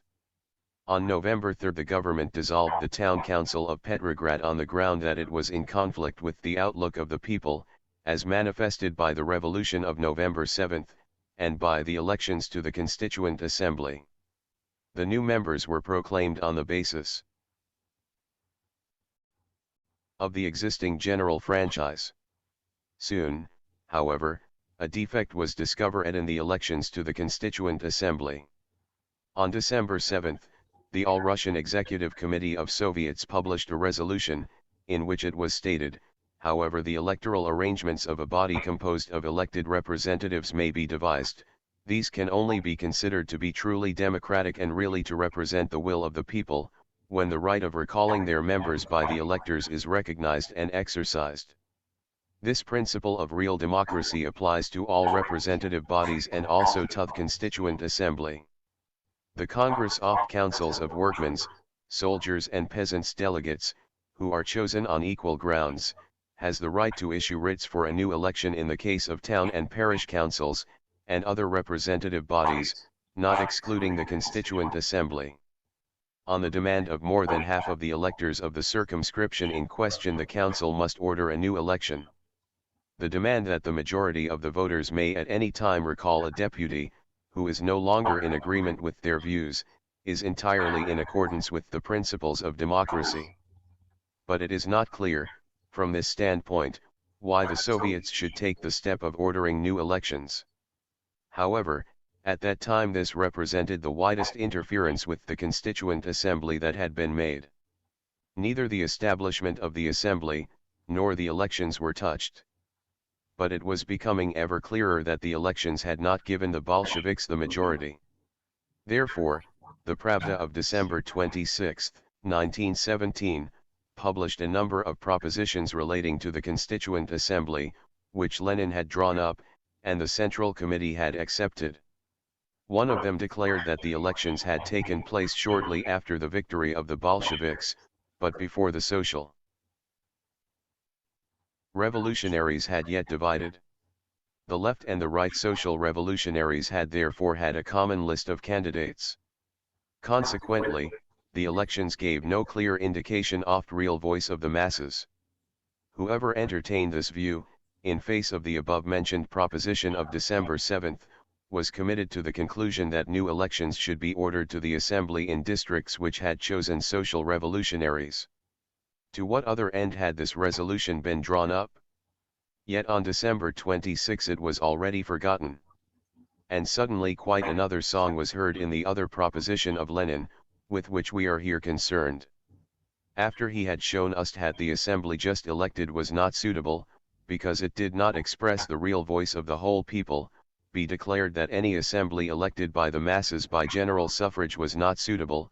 The Soviet Republic represents not only a higher form of democratic institutions, in comparison with the bourgeois republic and the Constituent Assembly as its consummation, it is also the sole form which renders possible the least painful transition to socialism. It is only a pity that this knowledge was arrived at after one had been left a minority in the Constituent Assembly. Conflict with the Assembly was now inevitable. I tended with a victory for the Soviets, whose dictatorship as a permanent form of government in Russia was proclaimed. Chapter VII. The Soviet Republic. The Soviet organization was a product of the Russian Revolution of 1905. At that time the proletariat engaged in mass action, for which it required a form of mass organization. The secret organization of the Social Democrats, as also of the Social Revolutionaries, only comprised hundreds of members who influenced some thousands of workers. Political and industrial mass organizations could not be formed under the absolutism of the Tsar. The only mass organizations of the workers which existed when the revolution came were those which had been brought into existence by the capitalists themselves and related to single trades. These new became mass organizations for the struggle of the proletariat. Each trade was now transformed from a place where material production was carried on into a place of political propaganda and action. The workers of each trade came together and chose delegates, who united to form a council of delegates, or a Soviet. It was the Mensheviks who gave the impulse to this most significant movement. Thus a form of proletarian organization was created, which became the most comprehensive of all because it included all wage earners. It made powerful action possible, and left a deep impression in the consciousness of the worker. When the Second Revolution broke out in March, 1917, the Soviet organization again came to the fore, and this time upon a firmer basis, corresponding with the development undergone by the proletariat since the First Revolution. The Soviets of 1905 were local organizations confined to single towns. Those of 1917 were not only more numerous, but closely knit together. Single Soviets were affiliated to a greater body, which in its turn was part of an organization comprehending the whole empire, its organ being the All-Russian Congress of Soviets, and a permanent central executive committee. Already the Soviet organization can look back on a great and glorious history. A more important period lies before it, and not in Russia alone. Everywhere it is apparent that the usual methods of the political and economic struggle of the proletariat are not sufficient to cope with the enormous strength at the disposal of finance capital in the economic and political spheres. These methods need not be abandoned, as they are essential for ordinary conditions, but at times they are confronted with tasks to which they are not equal, and success is only likely with a combination of all the economic and political power of proletariat. The Russian Revolution of 1905 brought the idea of the mass strike to a head in the German social democracy. This fact was recognized by the 1905 Congress. That of 1906 endeavored to allay the sensibilities and fears of the trade union officials. On the question of the mass strike, it resolved that when the executive should consider the necessity for the political mass strike to exist, it should get into touch with the General Commission of the trade unions, and concert all measures necessary to secure successful action. After all our experience with the mass strike, we know today that this resolution was fundamentally wrong. For one reason, because a mass strike is likely to be all the more successful by breaking out unexpectedly in a particular situation, with spontaneous suddenness. Its organization by party and trade union machinery would make necessary such preparations as would lead to its frustration. We, therefore, understand why the trade union bureaucracy tends to oppose all spontaneous action on a large scale. Trade unions are absolutely necessary. The proletariat is the stronger the greater the number of its members, and the larger the financial resources of its trade unions. Widespread and permanent organizations, with many ramifications, are not possible without a machinery for permanent administration, that is a bureaucracy. The trade union bureaucracy is as essential as the trade union itself. It has its faults like parliamentarism and democracy, but is as indispensable as these for the emancipation of the proletariat. This is not, however, to say that all its pretensions must be recognized. It should be restricted to its first function, in performing which it cannot be replaced, that is the administration of trade union funds, the extension of organization, and the giving advice to the workers in their struggles. But it is unsuitable for leading that powerful mass strike which tends to become the characteristic of the times. By virtue of their experience and knowledge, trade union officials and parliamentarians may here successfully assist, but the initiative tends to fall into the hands of workshop committees. In various countries outside Russia, such as in England, these institutions, shop stewards, have played a big part in mass struggles, side by side with ordinary trade unionism.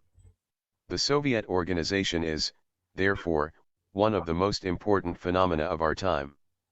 It promises to acquire an outstanding significance in the great decisive struggles between capital and labor which are before us. Can we ask even more than this of the Soviets? The Bolshevists, who, together with the left-wing social revolutionaries, obtained a majority in the Russian workers' councils after the November Revolution of 1917, after the dissolution of the Constituent Assembly, proceeded to make an organ of government of the Soviets, which hitherto had been the fighting organization of a class. They did away with the democratic institutions which had been conquered by the Russian people in the March Revolution. Quite properly the Bolsheviks ceased to call themselves Social Democrats, and described themselves as communists. Indeed, they did not repudiate democracy entirely. In his speech of April 28, Lenin described the Soviet organization as a higher type of democracy, a complete break with its bourgeois distortion. Entire freedom was now secured to the proletarian and the poor peasant. Hitherto democracy had connoted equal political rights for all citizens.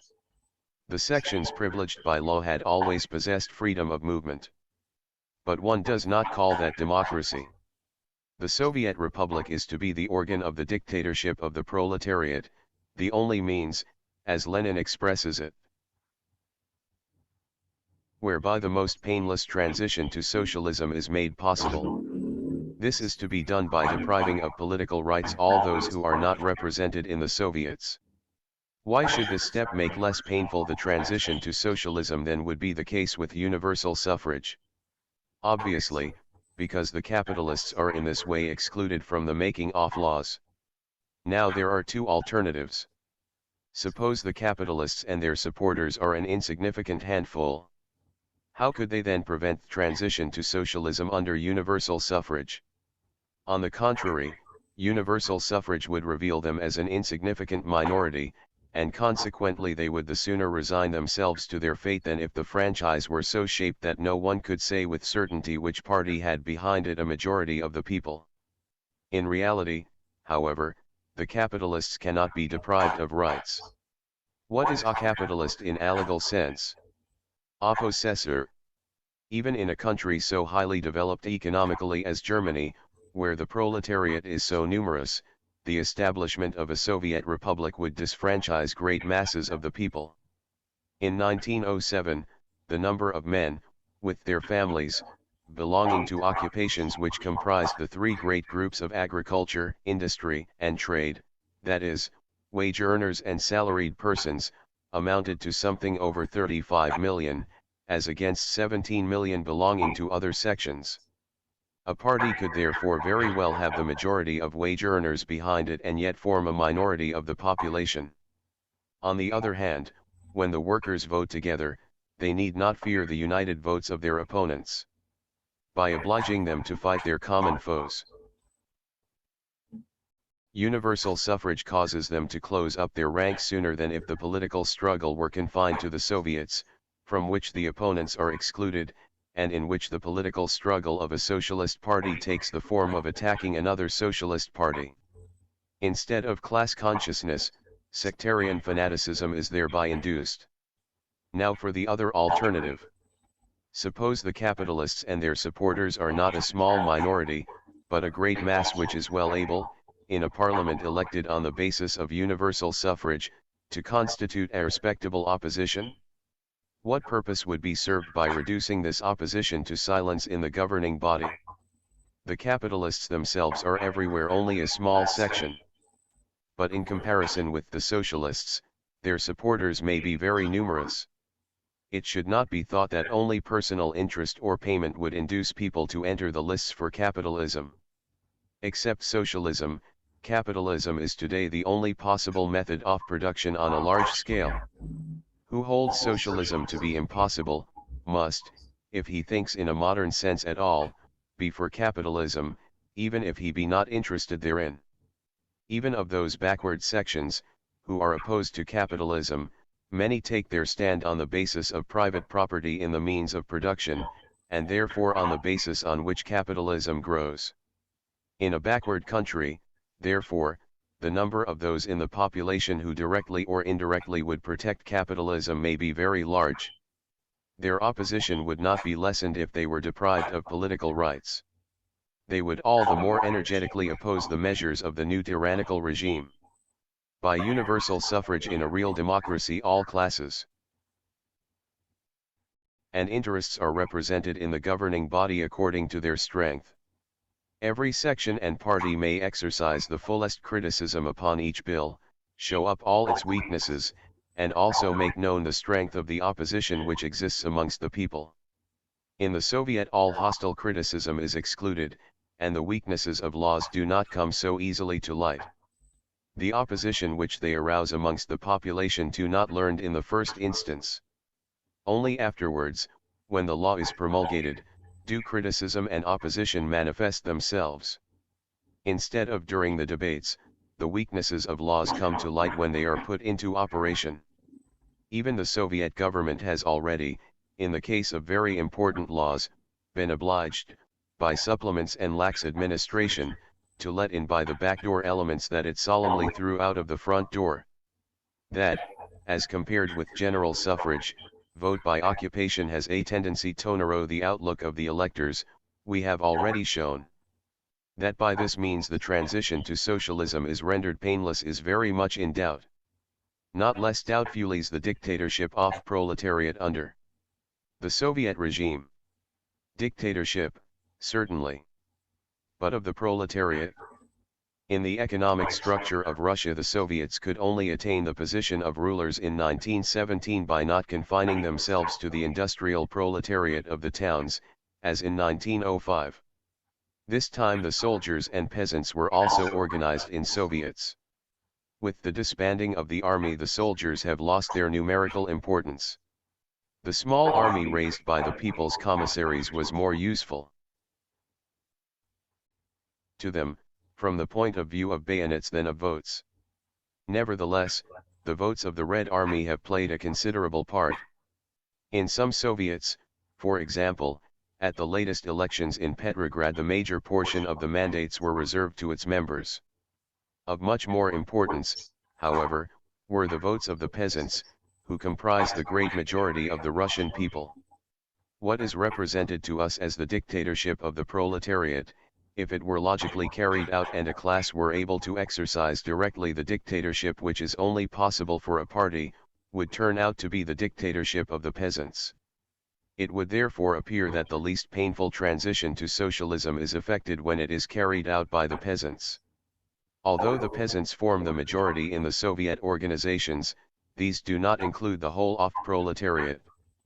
At first it was not clear who might organize in Soviets, and which Soviets might affiliate to the general organization. It was thought by various people that every trade organization might form a Soviet, and be regarded as such. On May 28, 1918, the Leipziger Volkszeitung published an article entitled The Soviet Republic, which obviously came from Bolshevist sources. It was there stated, "The Soviet representation is superior to democratic representation. It concedes to all citizens full and equal rights, and all classes in the land enjoy the full possibility of securing representation in the Soviets, exactly corresponding to their strength and special social importance. To this end they must be independently organized, not in parties, as hitherto, on the lines of democracy, but in special classes or trade organizations." Legion and his friends may be very contented with this subordination of the Social Democratic Party to the trade unions, as well as the reactionaries who want to substitute a class vote for general suffrage. The champion of proletarian dictatorship continues. The bourgeoisie as such have hitherto not been represented in the Soviets, because on the one hand, they have boycotted them, and on the other, are not disposed to be organized on the proletarian scheme, but not because they have been excluded. Are they really not so disposed? Has our Bolshevist friend ever belonged to an employers' association, and does he think that the capitalist isolated under general suffrage is really more dangerous than an employers' association in a Soviet? But we are about to learn wherein consists the superiority of the Soviet organization over general suffrage. It can obviously adopt the attitude of excluding any bourgeois organization from the Soviets. In other words, the Soviet organization has the advantage over general suffrage of being more arbitrary. It can exclude all organizations which it considers obnoxious. It concedes full and equal rights to citizens, but obviously they must only exercise it to the liking of the Soviet government. Meanwhile, it has been discovered that this does not work. The last All-Russian Congress of Soviets, which terminated on July 12, 1918, drafted a constitution of the Russian Soviet Republic. This lays it down that not all the inhabitants of the Russian Empire, but only specified categories have the right to elect deputies to the Soviets. All those may vote who procure their sustenance by useful or productive work. What is useful and productive work? This is a very elastic term. Not less elastic is the definition of those who are excluded from the franchise. They include any who employ wage laborers for profit. A home worker or small master, with an apprentice, may live and feel quite like a proletarian, but he has no vote. Even more proletarians may become disfranchised by the definition which aims at depriving private traders and middlemen of the vote. The worker who loses his work, and endeavors to get a living by opening a small shop, or selling newspapers, loses his vote. Another clause excludes from the franchise everyone who has unearned income, for example, dividends on capital, profits of a business, rent of property. How big the unearned income must be which carries with it loss of the vote is not stated. Does it include the possession of a savings bank book? Quite a number of workers, especially in the small towns, own a little house, and, to keep themselves above water, let lodgings. Does this bring them into the category of people with unearned income? Not long since there was a strike at the Bolshevist factory, this hotbed of the revolution, as Trotsky styled it in 1909, Russia in the Revolution, page 83. I asked a Bolshevist comrade how he explained this protest against the Soviet government. That is very simple, he said, the workers there are all capitalists who own a little house. One sees how little it takes, according to the constitution of the Soviet Republic, to be labeled a capitalist, and to lose the vote. The elasticity of the definition of the franchise, which opens the door to the greatest arbitrariness, is due to the subject of this definition, and not to its framers. A juridical definition of the proletariat, which shall be distinct and precise, is not to be had. I have not found a reference to the appointment of a specific authority which shall verify each person's vote, compile voting lists, and carry out the election, either by secret ballot or a show of hands. Clause 70 determines, the exact procedure of election will be decided by the local Soviets, in accordance with instructions from the All-Russian Central Committee. In a speech of April 28, 1918, Lenin mentioned the following in connection with the socialist character of the Soviets: 1. The voters are the working and exploited masses, only the bourgeoisie being excluded. 2. All bureaucratic formality and restriction cease. The masses themselves decide the procedure and date of the elections.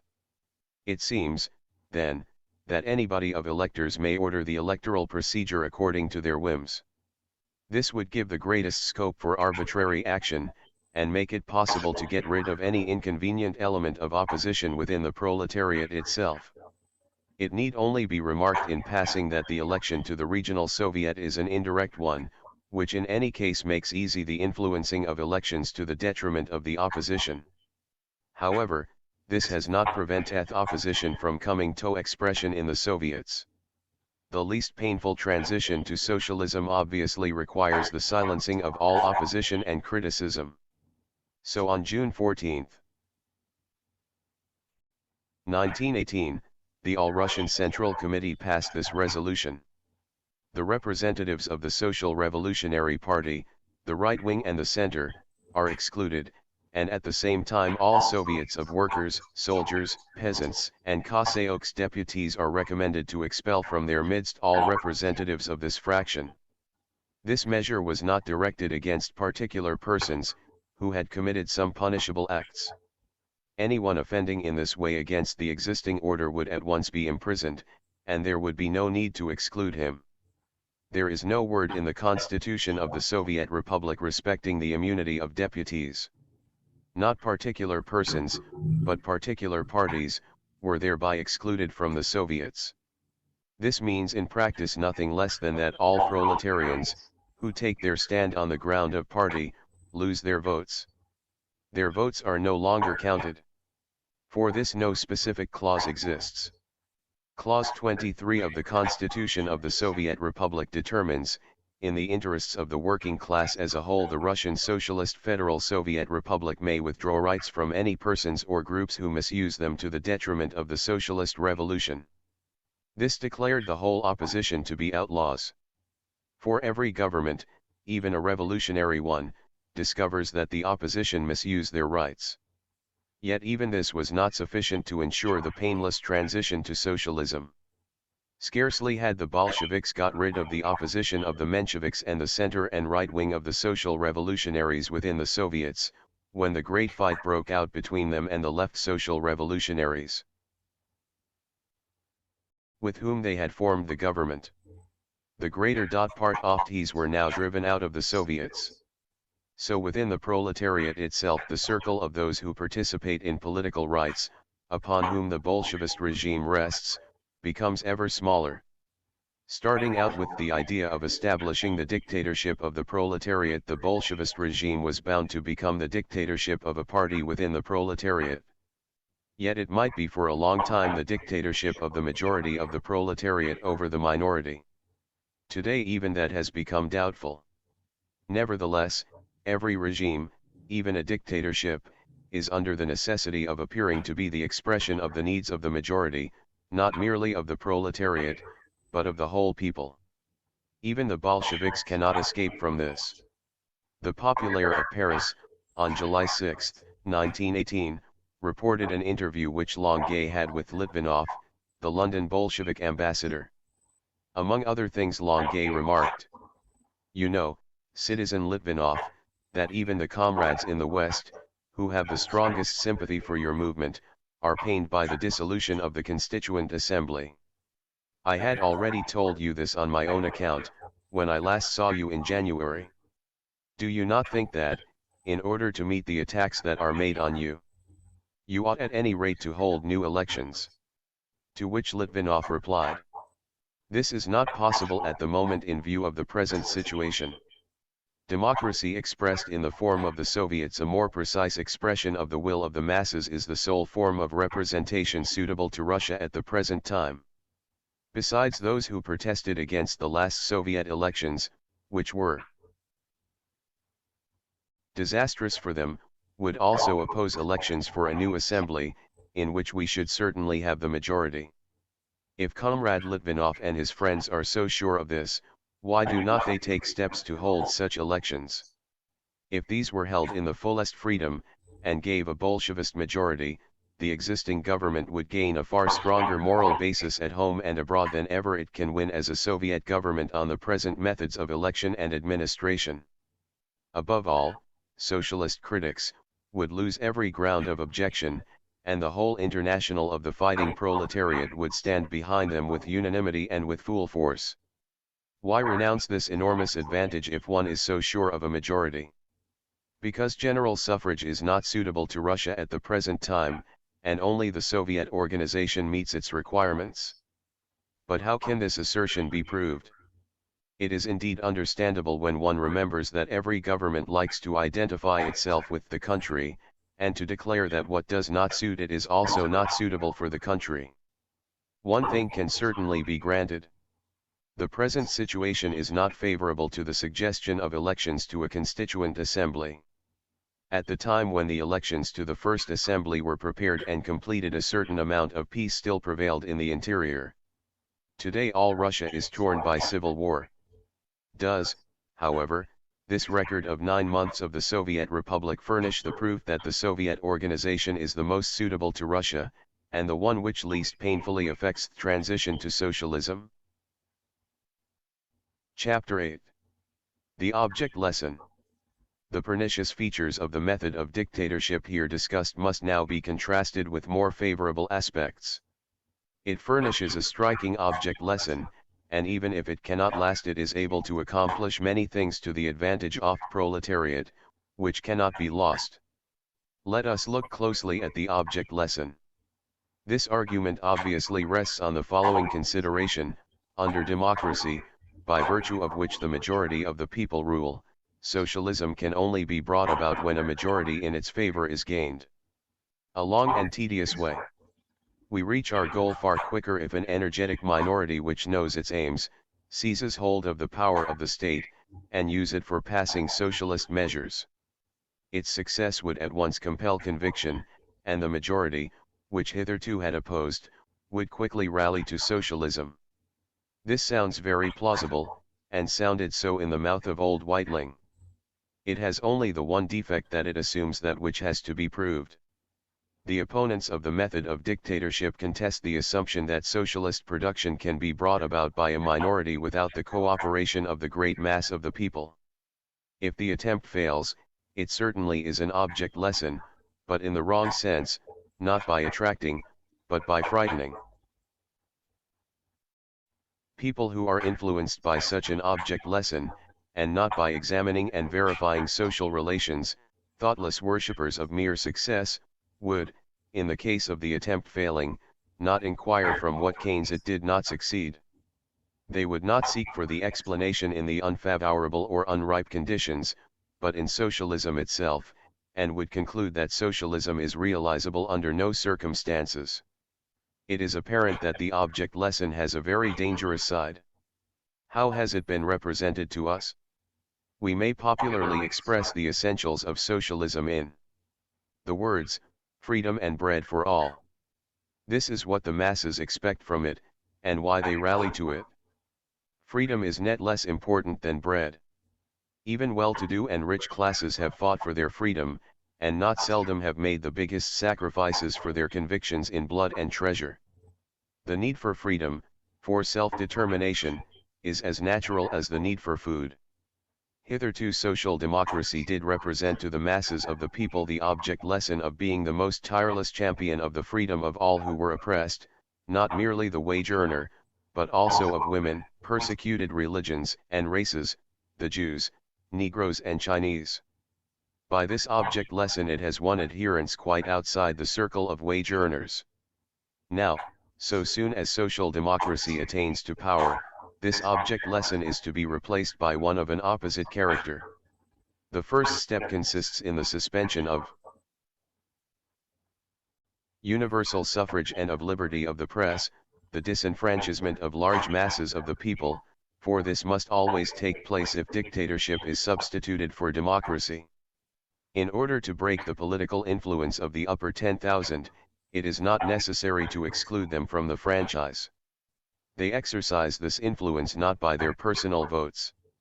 As regards small shopkeepers, home workers, peasants who are well off and in moderate condition, the greater part of the intellectuals, so soon as the dictatorship deprives them of their rights, they are changed at once into enemies of socialism by this kind of object lesson, so far as they are not inimical from the beginning. Thus all those who adhere to socialism on the ground that it fights for the freedom of all would become enemies of the proletarian dictatorship. This method will win nobody who is not already a socialist. It can only increase the enemies of socialism. But we saw that socialism not only promised freedom, but also bread. This ought to reconcile those whom the communist dictatorship robbed of freedom. They are not best of the masses who are consolate in their loss of freedom with bread and pleasure. But without doubt material well-being will lead many to communism who regard it sceptically, or who are by it deprived of their rights. Only this prosperity must really come, and that quickly, not as a promise for the future, if the object lesson is to be effective. How is this prosperity to be attained? The necessity for dictatorship presupposes that a minority of the population have possessed themselves of the power of the state. A minority composed of those who possess nothing. The greatest weapon of the proletariat is, however, its numbers, and in normal times it can only progress on these lines, conquering the political power only when it forms the majority.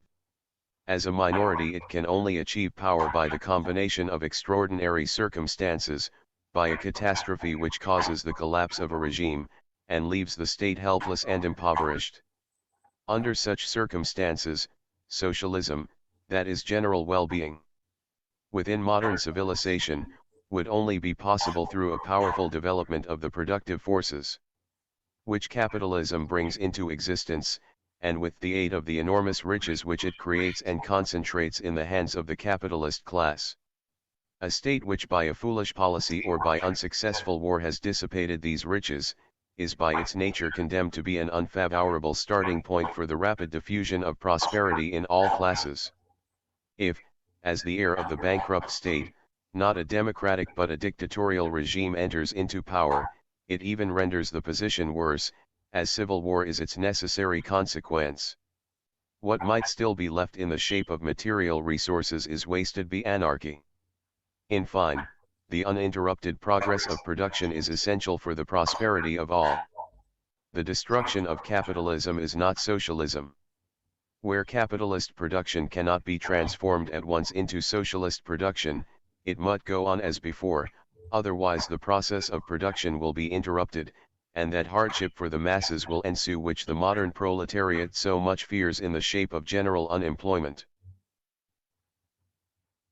In those places where, under the new conditions, capitalist production has been rendered impossible, socialist production will only be able to replace N if the proletariat has acquired experience in self-government, in trade unions, and on town councils, and has participated in the making of laws and the control of government, and if numerous intellectuals are prepared to assist with their services the new methods. In a country which is so little developed economically that the proletariat only forms a minority, such maturity of the proletariat is not to be expected. It may therefore be taken for granted that in all places where the proletariat can only maintain itself in power by a dictatorship, instead of by democracy, the difficulties with which socialism is confronted are so great that it would seem to be out of the question that dictatorship could rapidly bring about prosperity for all, and in this manner reconcile to the reign of force the masses of the people who are thereby deprived of political rights. As a matter of fact, we see that the Soviet Republic, after 9 months of existence, instead of diffusing general prosperity, is obliged to explain how the general poverty arises. We have lying before us, theses respecting the socialist revolution and the tasks of the proletariat during its dictatorship in Russia, which emanates from the Bolshevist side. A passage deals with the difficulties of position. Paragraph 28 reads as follows, 28. The proletariat has carried out positive organic work under the greatest difficulties. The internal difficulties are the wearing out and enormous exhaustion of the social resources and even their dissolution in consequence of the war, the policy of the capitalist class before the October Revolution, their calculated policy of disorganization, in order after the anarchy, to create a bourgeois dictatorship, the general sabotage of the bourgeoisie and the intellectuals after the October Revolution, the permanent counter-revolutionary revolts of the ex-officers, generals and bourgeois, with arms or without, lack of technical skill and experience on the part of the working class itself, italicized in original, lack of organizing experience, the existence of large masses of the petty bourgeoisie, which are an unorganized class, par excellence, etc. This is all very true. But it does not indicate anything else than that the conditions are not ripe. And does it not strikingly show that an object lesson on the lines of socialism is, under these conditions in present-day Russia, not to be thought of? It is a famous object lesson which makes it necessary for theoretical arguments to be set out why that which is to be shown is not possible at the moment. Will it convert those who have hitherto opposed socialism, and who are only to be convinced by its practical success? Of course, a new regime will come up against unexpected difficulties. It is wrong to lay the blame for them on this regime, as a matter of course, and to be discouraged by them without closer examination of the circumstances. But if one is to persevere, in spite of these difficulties, then it is necessary to win beforehand a strong conviction of the justice and necessity of this regime. Only then will confusion be avoided. Success worshippers are always uncertain Cantonists. So we are driven back upon democracy, which obliges us to strive to enlighten and convince the masses by intensive propaganda before we can reach the point of bringing socialism about. We must here again repudiate the method of dictatorship, which substitutes compulsory object lessons for conviction. This is not to say that object lessons may avail nothing in the realization of socialism. On the contrary, they can and will play a great part in this, but not through the medium of dictatorship. The various states of the world are at very different stages of economic and political development. The more a state is capitalistic on the one side and democratic on the other, the nearer it is to socialism. The more its capitalist industry is developed, the higher is its productive power, the greater its riches, the more socially organized its labor, the more numerous its proletariat, and the more democratic a state is, the better trained and organized is its proletariat. Democracy may sometimes repress its revolutionary thought, but it is the indispensable means for the proletariat to attain that ripeness which it needs for the conquest of political power, and the bringing about of the social revolution. In no country is a conflict between the proletariat and the ruling classes absent, but the more a country is progressive in capitalism mid-democracy, the greater is the prospect of the proletariat, in such a conflict, of not merely gaining a passing victory, but also of maintaining it. Where a proletariat, under such conditions, gains control of the state, it will discover sufficient material and intellectual resources to permit it at once to give the economic development a socialist direction, and immediately to increase the general well-being. This will then furnish a genuine object lesson to countries which are economically and politically backward. The mass of their proletariat will not unanimously demand measures on the same lines, and also all other sections of the poorer classes, as well as numerous intellectuals, will demand that the state should take the same road to general prosperity. Thus, by the example of the progressive countries, the cause of socialism will become irresistible in countries which today are not so advanced as to allow their proletariat of its own strength to conquer the power of the state, and put socialism into operation. And we need not place this period in the distant future. In a number of industrial states the material and moral prerequisites for socialism appear already to exist in sufficient measure. The question of the political dominion of the proletariat is merely a question of power alone, above all of the determination of the proletariat to engage in resolute class struggle. But Russia is not one of these leading industrial states. What is being enacted there now is, in fact, the last of bourgeois, and not the first of socialist revolutions. This shows itself ever more distinctly. Its present revolution could only assume a socialist character if it coincided with socialist revolutions in Western Europe.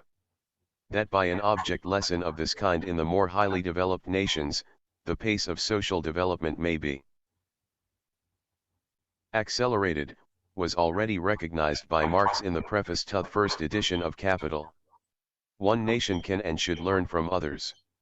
And even when a society has got upon the right track for the discovery of the natural laws of its movement, it can neither clear by bold leaps, nor remove by legal enactments the obstacles offered by the successive phases of its normal development. But it can shorten and lessen the birth pangs. In spite of their numerous calls on Marx, our Bolshevist friends seem to have quite forgotten this passage, for the dictatorship of the proletariat, which they preach and practice, is nothing but a grandiose attempt to clear by bold leaps or remove by legal enactments the obstacles offered by the successive phases of normal development. They think that it is the least painful method for the delivery of socialism, for shortening and lessening its birth pangs.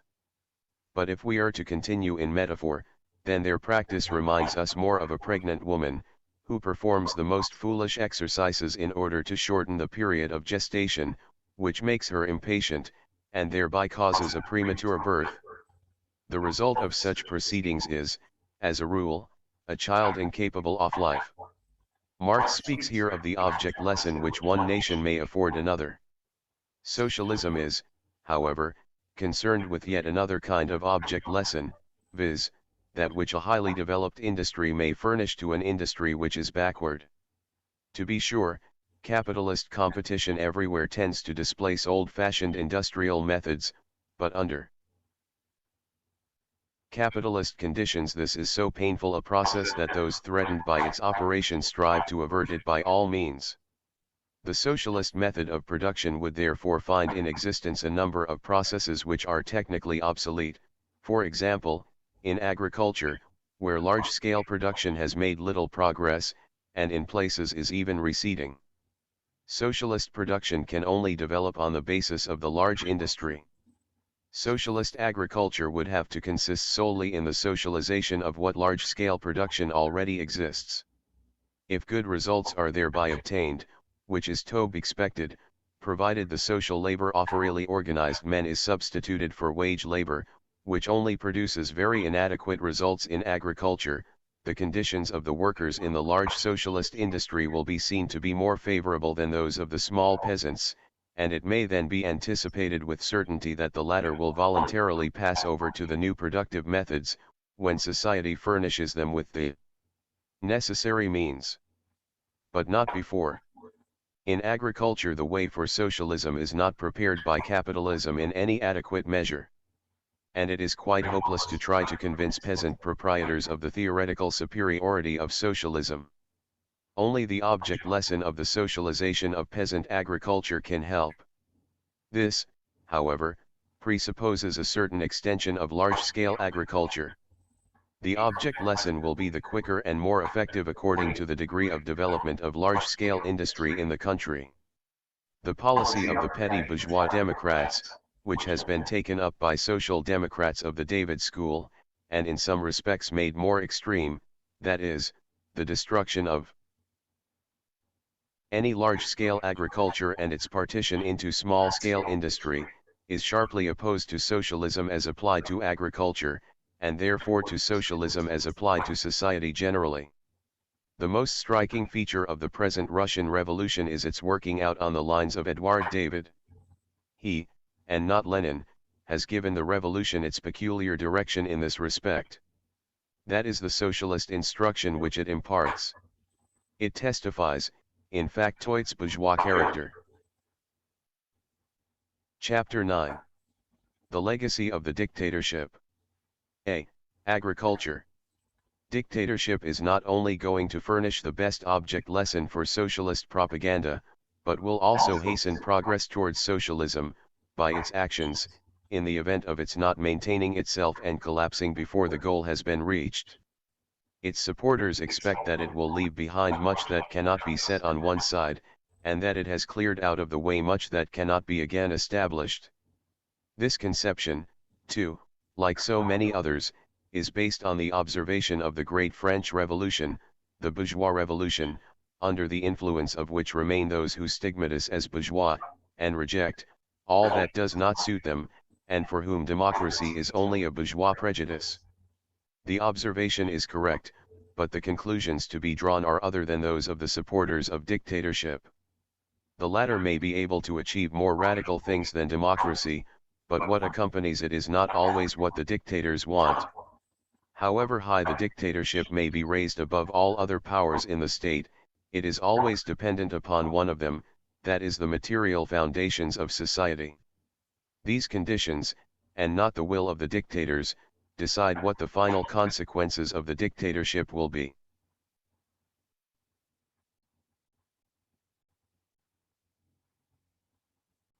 The strongest driving force of the reign of terror in the French Revolution was the proletariat and the semi-proletarian classes of Paris. What they desired was the equalization of all property, the destruction of large properties. This they succeeded in doing in various ways. But they destroyed only more thoroughly than has happened in other parts of Europe the vestiges of feudalism, and thereby more effectively opened the way for the coming of the new capitalist large property, which shot up like a fungus immediately after the downfall of the reign of terror. That, and in no wise economic equality, was the legacy of that dictatorship of the equalitarians.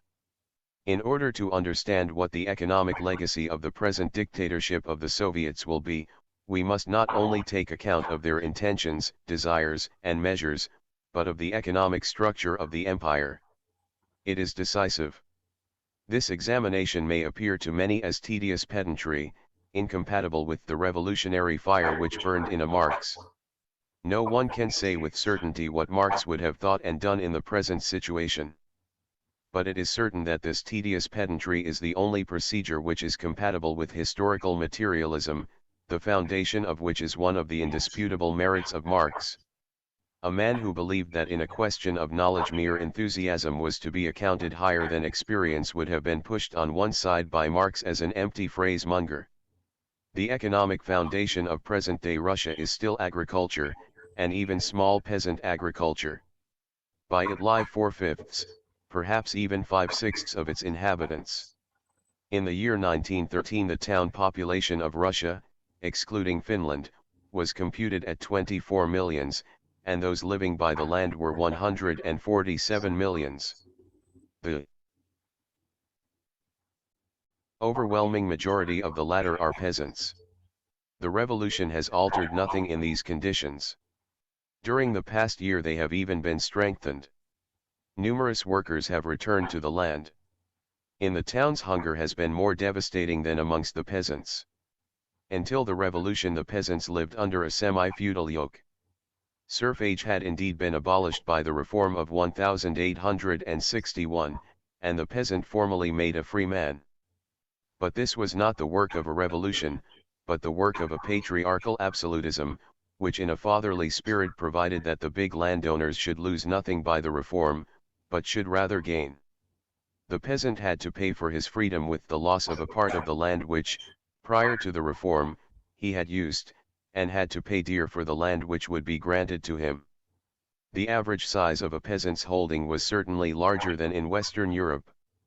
Before the revolution the peasants' holdings of less than 5 hectares in Russia comprised only 10.6% of the total, whereas in France 71.4% of the holdings were 5 hectares and less, and in Germany 76.5%.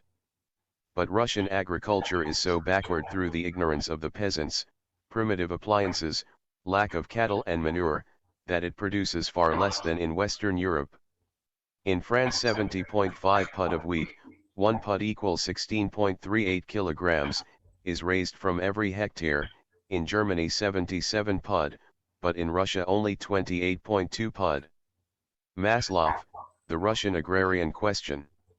The peasant was therefore soon after his emancipation in a worse material position than before. He became impoverished, and his industry did not progress, but rather declined. To avoid starvation, he was obliged to rent plots of land from the large landowners, or, where these were themselves engaged in large-scale agriculture, to work for wages. Mostly, he was obliged to obtain an advance for the work he was to do, which brought him into a state of indebtedness that was often more oppressive and hopeless than his former serfdom. This state of affairs was not improved by the peasant taking his produce to the markets, whether home or foreign. This put money in his pocket, and made it possible for him to save, which could, however, only be done at the cost of the peasant's sustenance. Formerly, he had consumed the greater part of his produce himself, because he had no other outlet. Now that he found an outlet, he sold as much as possible, and kept as little as possible back. So every year of failure became a year of hunger. So far as the peasant could save money, he did not spend it to improve his methods, but to obtain more land. In the period between 1863 and 1892, agricultural land in European Russia was million rubles. Bought-sold. By nobles 821 1,459. By merchants 318 135. By peasants 335 93. The land of the nobles decreased, and that of the peasants increased as compared with the bourgeoisie of the towns. But the land population increased more rapidly still, and so on the average there was a decrease in the area belonging to each peasant, although the total holdings of the peasants slightly increased. At the same time, under the influence of money transactions, aided by the legislature, the village communism, which from time to time had been instrumental in equalizing the land holdings of individual peasants, disappeared more and more. Individuals were prosperous, but the others were the more impoverished. Both, however, prosperous and poor peasants, looked ever more greedily to the great landowners, from whom they expected their salvation. They longed for the overthrow of landed property, and became a revolutionary class. Their longing found expression and form through the revolutionary intellectuals of the towns.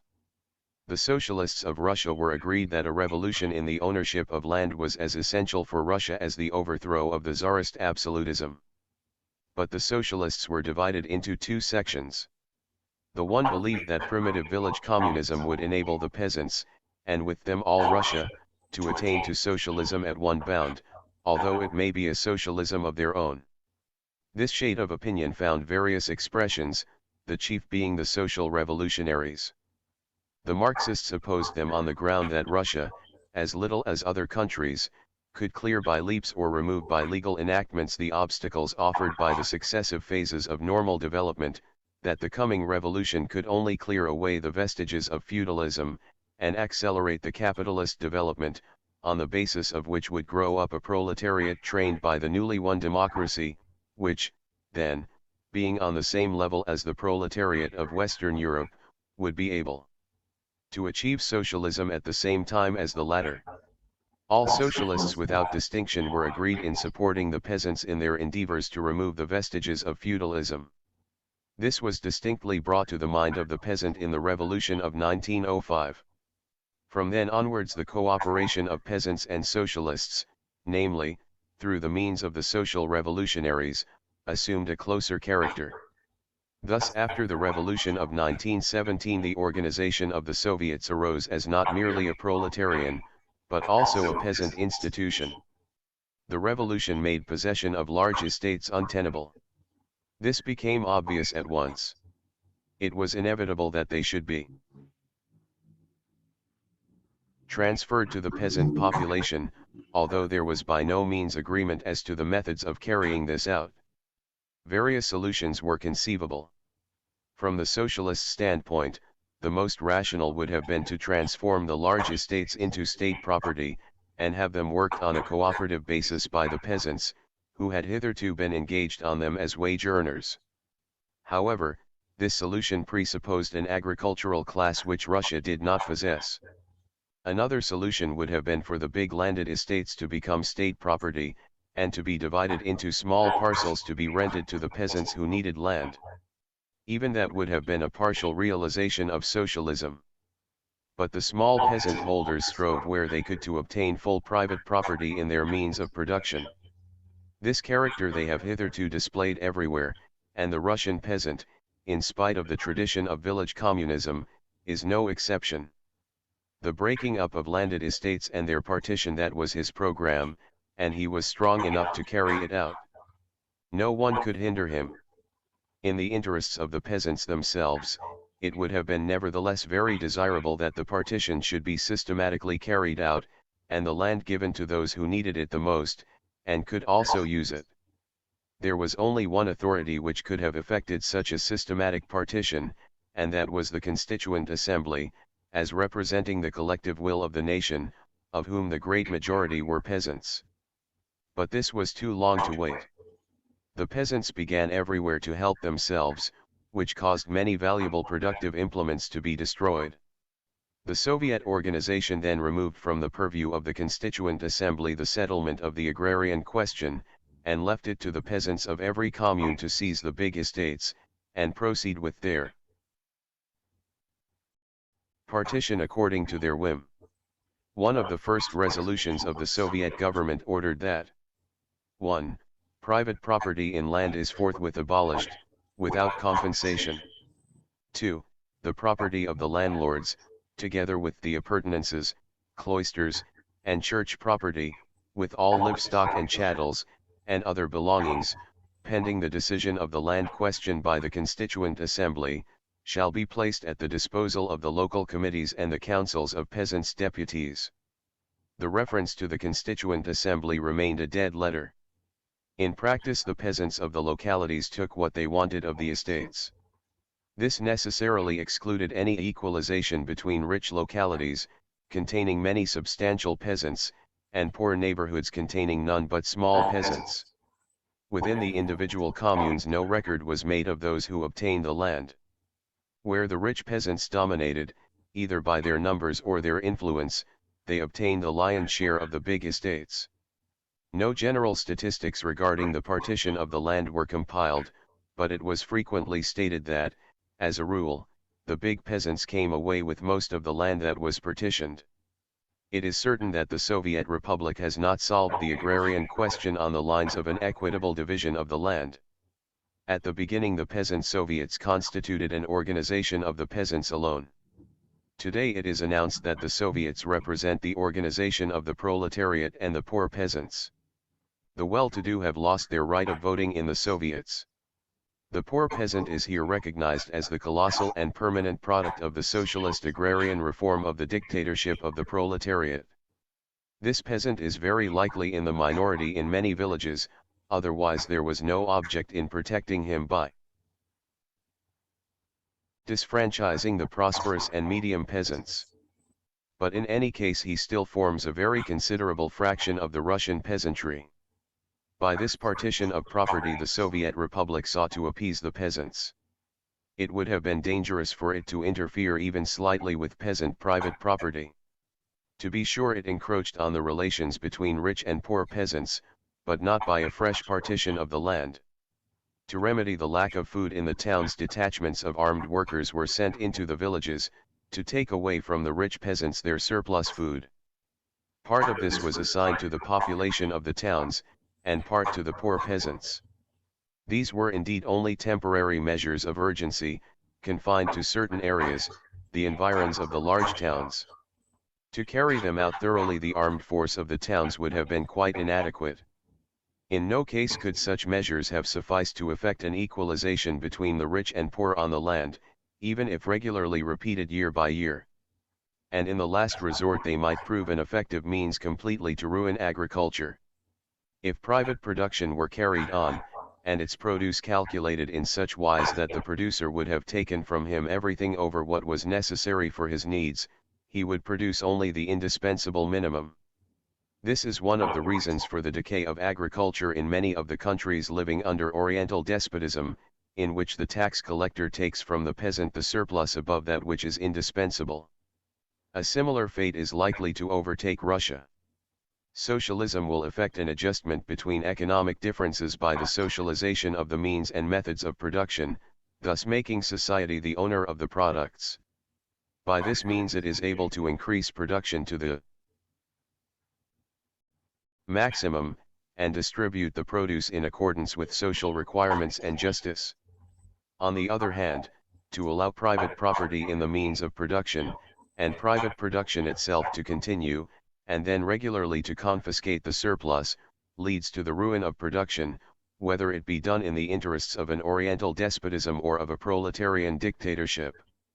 Of course, in cases where such proceedings may be thought desirable as a temporary measure of urgency, this may not happen, as it may sometimes be necessary to do this.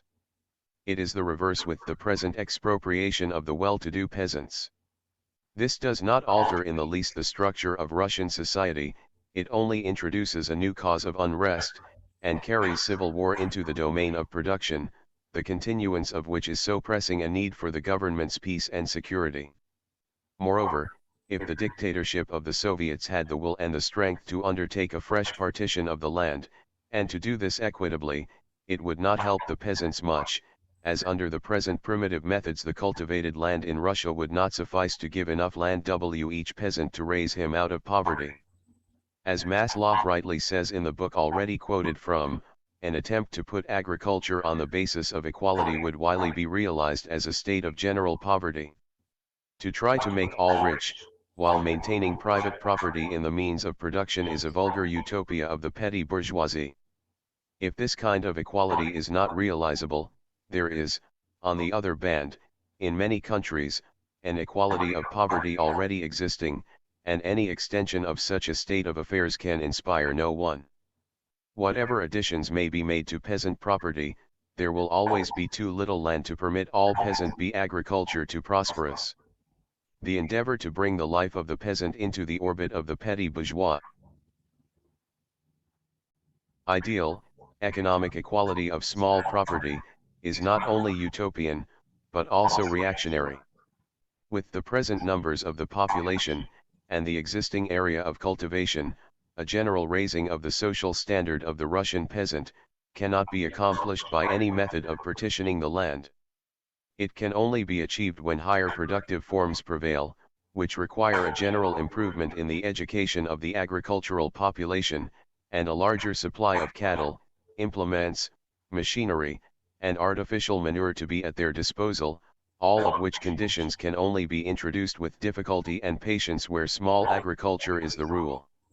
If the conditions necessary for intensive capitalist agriculture have only been slightly developed in Russia, and have even suffered a temporary setback through the revolution, it is clear that the conditions for socialist agriculture do not exist there, as they can only arise on the basis of large-scale agriculture with highly developed technical appliances.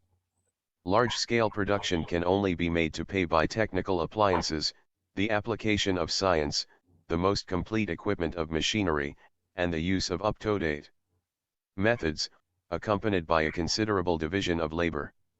Therefore, new methods of production can only be introduced and become permanent in places where advantages can be derived, either in the form of an increased product or in that of the saving of labor. In view of the primitive appliances and the ignorance of the small Russian peasants, it is hopeless to introduce large-scale agriculture. To be sure, in Bolshevist circles, mention is made from time to time of the introduction of socialist agriculture, after the big estates have been broken up and divided amongst the peasants. We have already referred to the theses respecting the Russian Revolution and the tasks of the proletariat during its dictatorship in Russia. Number 24 of these reads, the complete expropriation of the landowners must be now mentioned. Land was decreed to exist for the general good. Additional tasks are the following: organization of agriculture by the state, collective working of the former big estates, association of the small holdings into larger unities, with collective self-government, so-called agricultural communes. This which was said to be the task is, unfortunately, not yet fulfilled. Collective agriculture is, for the time being, in Russia condemned to remain on paper. Nowhere, and at no time, are small peasants persuaded, on the ground of theory, to go in for collective production. The peasants' associations include all possible branches of economy, and not merely the fundamental one of cultivating the land. Small-scale agriculture necessarily creates everywhere the endeavor be separate single plots of land from one another, and is favorable to private property in land. Thus it has happened in Europe and America, and the process repeats itself throughout the world. Is the Russian peasant such an exceptional phenomenon as to be exempt from the operation of this general law? Whoever considers him as an ordinary man and compares him with the peasants of the rest of the world will declare it to be an illusion that a socialist economy can be built up on the basis of present Russian agriculture. The revolution has only achieved in Russia what it effected in France in 1789 and what its aftermath achieved in Germany. By the removal of the remains of feudalism it has given stronger and more definite expression to private property than the latter had formerly. It has now made of the peasants, who were formerly interested in the overthrow of private property in land, that is, the big estates, the most energetic defenders of the newly created private property in land. It has strengthened private property in the means of production and in the produce, which are conditions from which capitalist production will constantly arise, although it may be disturbed or even destroyed for a time. Even the poor peasants are not thinking of giving up the principle of private property in land. Not by collective production do they seek to improve their lot, but by increasing their own share of land, that is, their own private property. That thirst for land, which always characterizes the peasant, has now, after the destruction of the big estates, made of him the strongest defender of private property. The peasant has shown himself to be such in all countries where feudalism has been overcome, and therefore is fostered and pampered by the ruling classes as their most trustworthy defender. This will be the most certain and lasting result of the present dictatorship of the proletariat and the poorest peasants in Russia. The interest of the peasant in the revolution therefore dwindles so soon as his new private property is secured. Lie will rise against any power which would re-establish at his cost the old, large landowners. But he has no interest in going beyond this. With his interest in the revolution will disappear his interest in his erstwhile allies, the town proletariat. The less the peasant produces for his own need and the more he produces for the market, and is obliged to rely upon his money income, so much the greater becomes his interest in high prices for his produce. This becomes his dominating interest after feudalism has been abolished. This does not, however, bring him into antagonism to the large landowners, whose interests are the same as his, and who become his allies, but it brings him into opposition to the non-agricultural and town population, above all, to the workers, who must spend a larger portion of their incomes upon food than the bourgeoisie, and consequently have the greatest interest in lowering the prices p1 the necessaries of life. So long as feudalism exists, the peasant and the lower classes in the towns make the best allies. This was shown in their struggles from the time of the German Peasants' War of 1525 to the time of the French Revolution of 1789. As soon as the bourgeois revolution was accomplished, the peasants commenced to go over to the camp which is opposed to the town proletariat.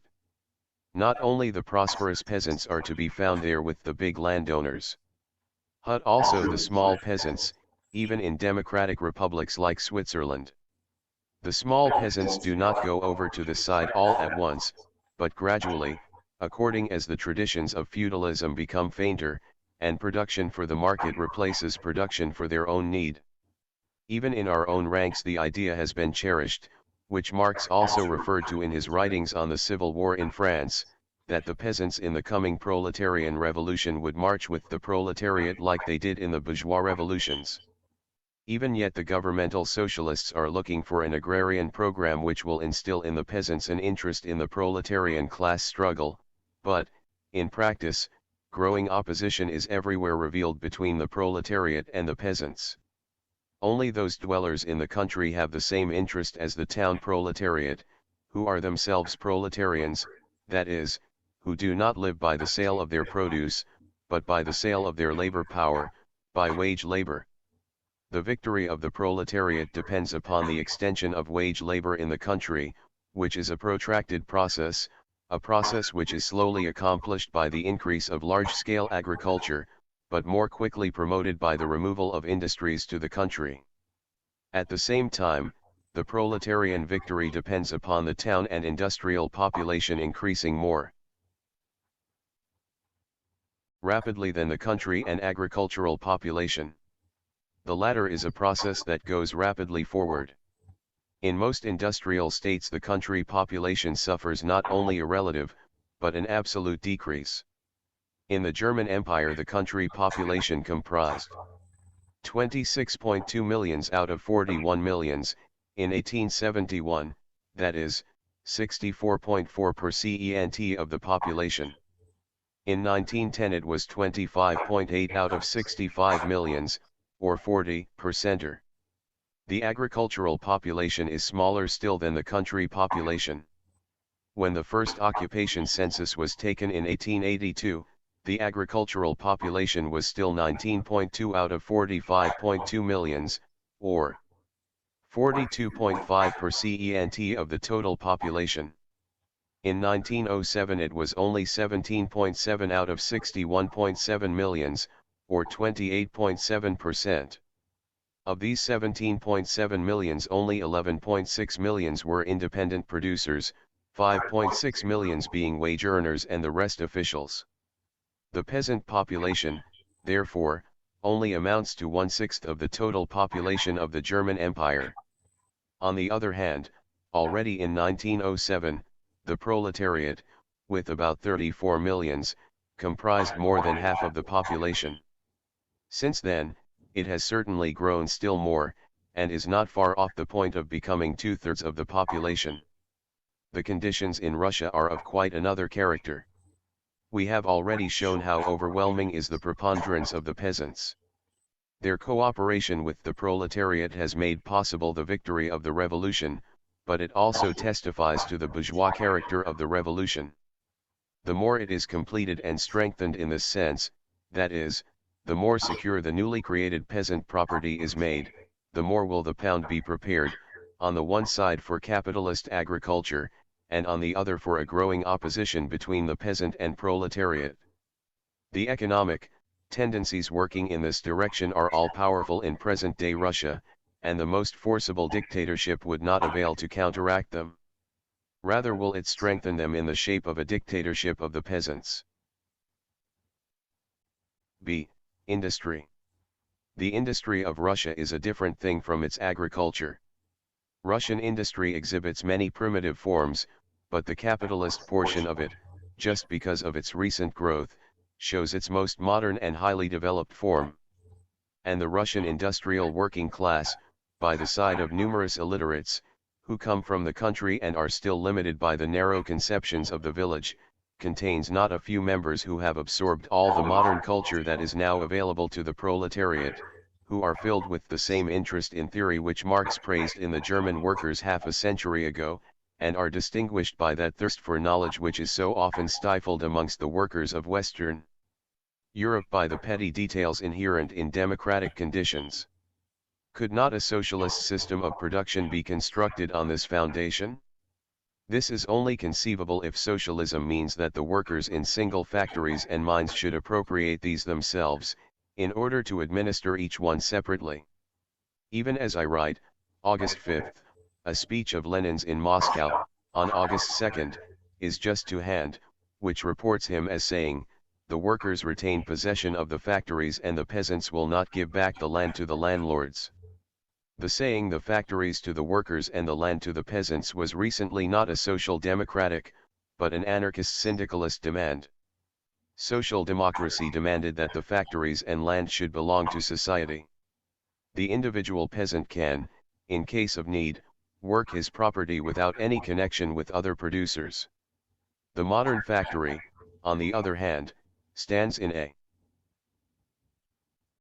network of social connections, and its isolation is inconceivable. It is not enough for the workers to take over a factory, even if they are sufficiently intelligent and trained to direct it properly. A factory cannot run for a single day without supplies from other industries, raw material, coal, and auxiliary products of all kinds, and without the regular sale of its products. Raw material and the mines and transport services fail, then the factory fails as well. Its operation on socialist lines presupposes the creation of a network of social production. Only when society can do this, is socialist production possible. Social democracy does not demand the transference of factories to their workers, but strives for social production, that is, production for the needs of society in place of commodity production, and this is only possible through the social ownership of the means of production. Even the Bolshevists have declared for the nationalization of factories, not their transference to the hands of the workers. The latter would only mean a change to a new form of capitalism, as experience has shown in the numerous cases of cooperative production.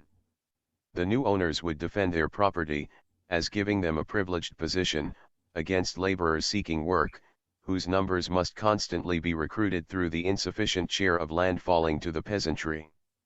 A permanent conquest of capitalism is not possible by giving over the factories to the workers engaged in them, but only by transferring the means of production to the possession of society, that is, the whole body of consumers, for whose need production is carried on. Thus they become state property, or, in the case of local means of production, belong to the commune, and eventually also to associations of consumers. This has even been attempted in Russia today. How far it has been carried out is not yet disclosed. This side of the Soviet Republic is, in any case, of the greatest interest for us, but, unfortunately, we are still completely in the dark. There is, indeed, no lack of decrees, but trustworthy information concerning the operation of the decrees is absent. Socialist production is impossible without comprehensive, detailed, reliable statistics, which give early information. Hitherto, the Soviet Republic has not been able to obtain these. What we learn about its economic effects is highly contradictory and is not susceptible of any verification. This is again one of the results of the dictatorship and the suppression of democracy. Where freedom of the press and speech is lacking, there can be no central and representative body, in which all classes and parties are represented, and can express themselves, and the actual dictatorship is exposed to the temptation of only allowing to be published the information which suits it. Whether or not the dictators take advantage of this possibility, no reliance is placed on their information. This does not silence criticism, which merely seeks underground channels. It is spread by word of mouth almost as quickly as a public announcement, but without the restraint of publicity. Rumor knows no bounds. Thus, we are overwhelmed from left to right with information which is contradictory, and we are obliged to maintain an attitude of distrust towards it all. What results have been forthcoming from the socialist endeavors of the Soviet government cannot, therefore, yet be estimated, not even approximately. Is it possible for it to accomplish something in this respect, which will not again be lost, but will become permanent, in the event of the Soviet government not being able to retain its power? That it has radically destroyed capitalism can be accepted by no one. It can certainly destroy much capitalist property, and transform many capitalists into proletarians, but this is not equivalent to the establishment of a socialist system of production. So far as it does not succeed in doing this, capitalism will again arise, and must arise. Probably it will reappear very quickly and bring a change in the personnel of the dictatorship of the proletariat. In the place of the former capitalists, now become proletarians, will enter proletarians or intellectuals become capitalists. These people will always skim off the cream, and will remain on the side of the government which is last on the field, and brings order out of chaos. The Soviet government has already been constrained to make various compromises with capital. On April 28, 1918, Lenin admitted in his before-quoted speech, reported in the news service of the International Socialist Commission, that the expropriation of capital had proceeded too quickly. If we are to expropriate at this pace, we shall be certain to suffer a defeat. The organization of production under proletarian control is notoriously very much behind the expropriation of the big masses of capital. But everything depends upon this organization. There is nothing easier for a dictator than to expropriate. But to create a huge organism of social labor, and set it in motion, a decree and the Red Guard will not suffice. Even more than Russian capital, German capital will cause the Soviet Republic to recoil and recognize its claims. How far the capital of the Entente will again penetrate into Russia is still questionable. To all appearance, the dictatorship of the proletariat has only destroyed Russian capital in order to make room for German and American capital.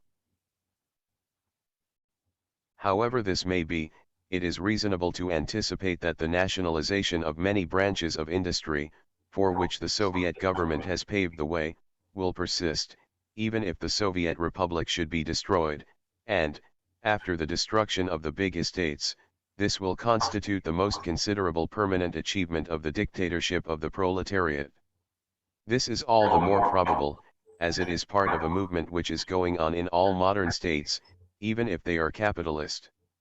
The needs of the war were responsible for it. We remember the nationalization of the American railways, and the needs of peace will ensure its continuance.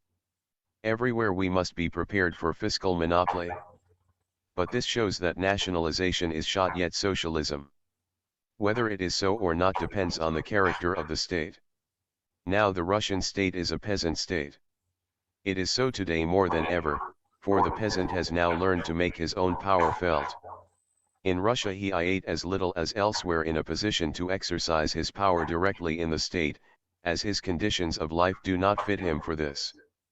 But he will no longer suffer the rule of any power which does not champion his interest, even if it be that of the town proletariat.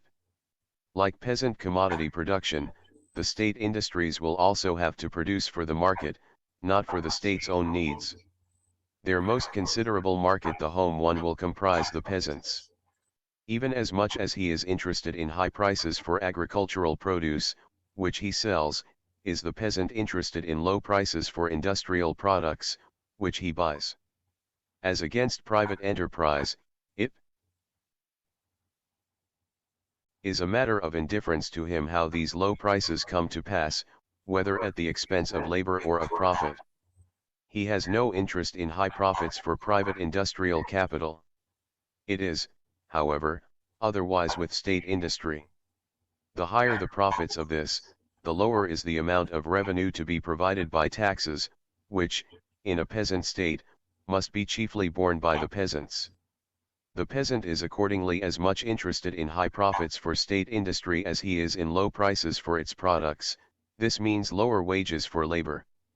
Thus we see here another source of antagonism between peasant and industrial worker, an antagonism which will become the more marked the greater the extension which state industry undergoes. This antagonism, and not socialism, will be the real legacy of the Russian Revolution. It would, nevertheless, be false to ascribe the responsibility for this to Bolshevism. Much of what they are reproached with is the necessary consequence of the conditions which confronted them, and would have disclosed itself quite as certainly under any other regime.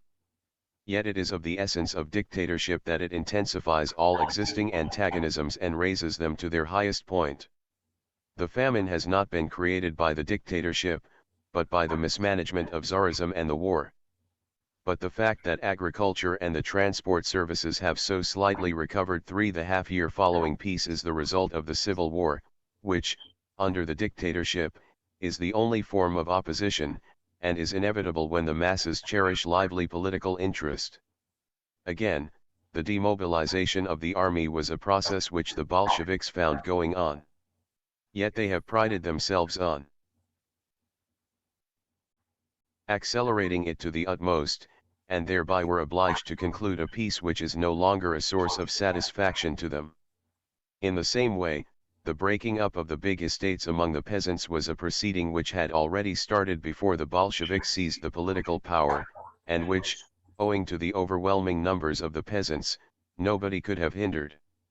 Yet the dissolution of the Constituent Assembly has contributed to it, in that the last trace of social influence on the assignment of the expropriated big estates has been lost, and the partition has been left to the naked arbitrariness of the interests on the spot. Finally, the appearance of the antagonism between peasant and industrial worker is also a phenomenon which could not be avoided, and which necessarily arises out of the prevailing economic conditions. Yet even here the Bolshevist rule has forced the growth of conditions which have sharpened and deepened the antagonism. With the dissolution of the Constituent Assembly and the demobilization of the army, the two factors disappeared which could have furnished Russia with the quickest protection against the breaking up and partition of the land. Precisely the richest agricultural tracts of former Russia are now detached from it. If they so remain, then Russia will cease, especially if Siberia also separates, to be altogether a corn or food exporting country. The prices of the agricultural produce of Russia will then be determined only by the home, and not by the foreign market. Now this is the condition in which, under commodity production, the opposition between peasant and industrial worker most quickly develops. In countries which largely export agricultural produce, the opposition between industry and agriculture takes the form of an antagonism of states rather than of classes, the form of an antagonism between an industrial state and an agricultural state. Russia, in particular, has now, through the Peace of Brest-Litovsk, ceased to be an agricultural exporting state, and has shaped in such a way as to promote the most rapid and bitter economic struggle between peasants and industrial workers. In any case, this struggle cannot be avoided. So much the more important is it for a far-seeing policy to give such a form to the conditions in which the struggle must be carried on as to make possible to the proletariat the best development of its strength.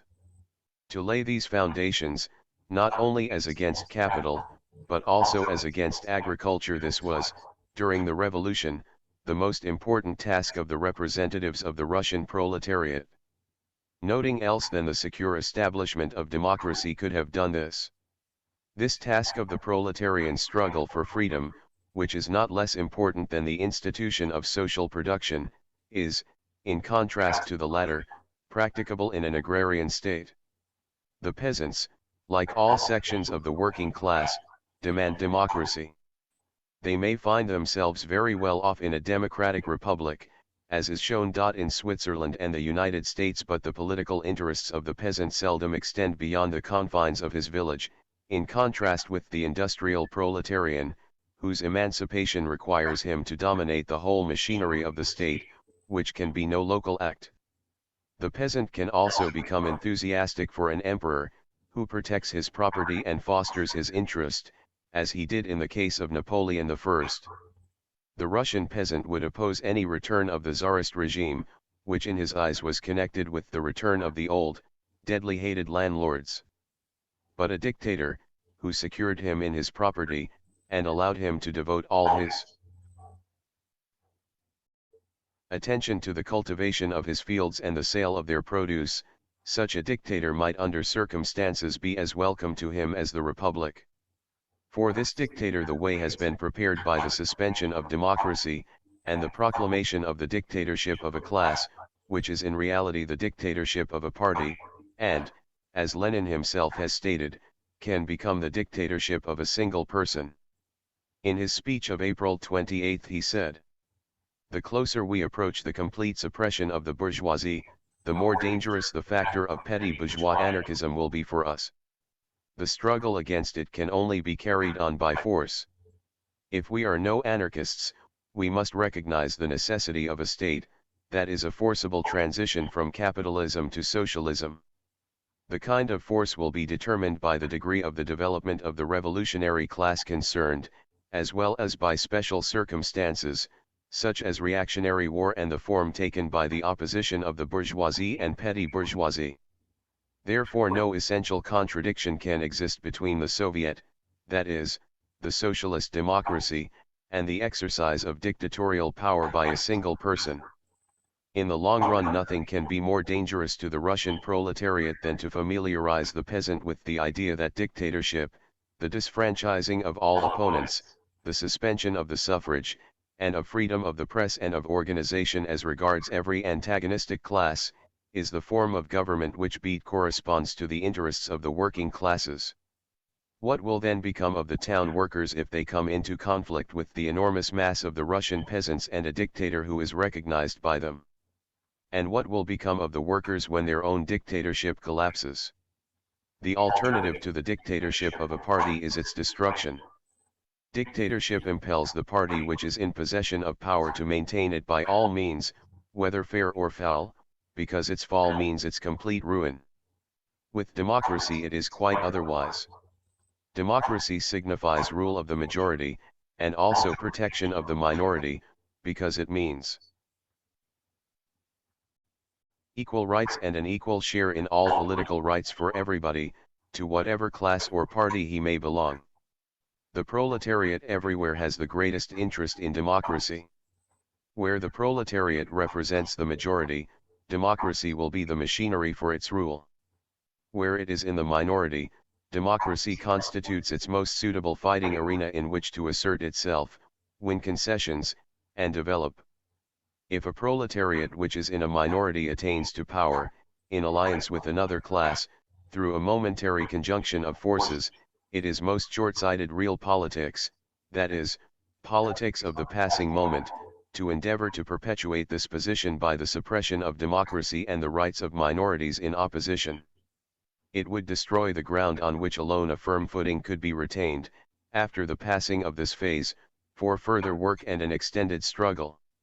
It is problematical whether the Russian proletariat has now gained more real and practical acquisitions through the decrees of the Soviet Republic than it would have gained through the Constituent Assembly, in which socialists, even if of another color than those in the Soviets, predominated.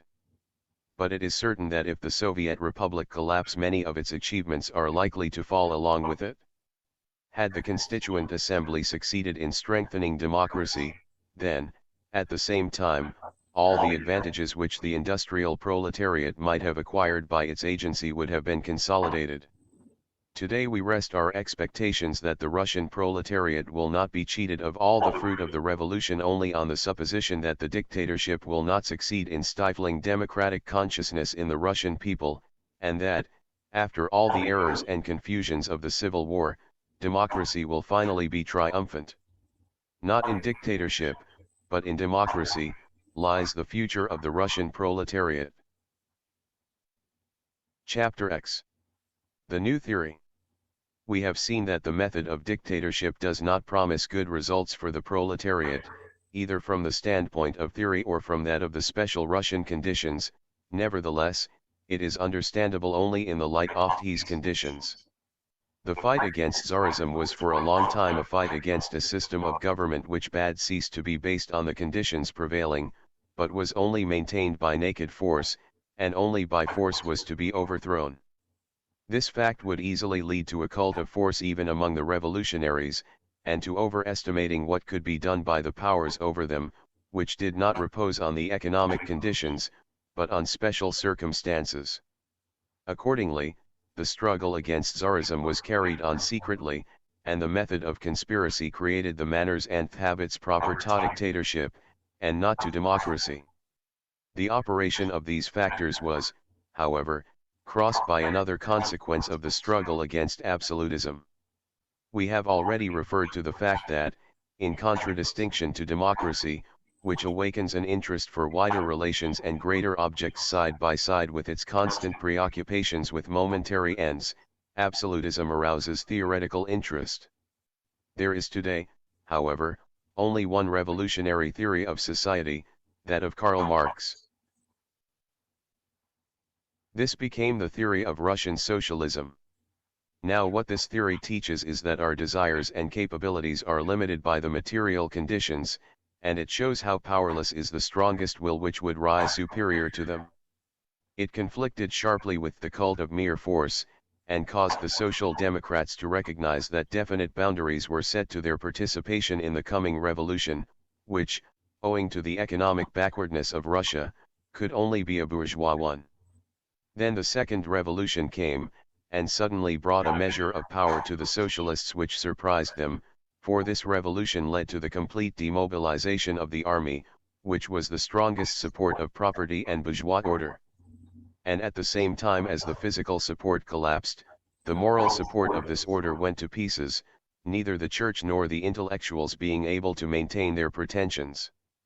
The rule devolved on the lower classes in the state, the workers and peasants, but the peasants do not form a class which is able itself to govern.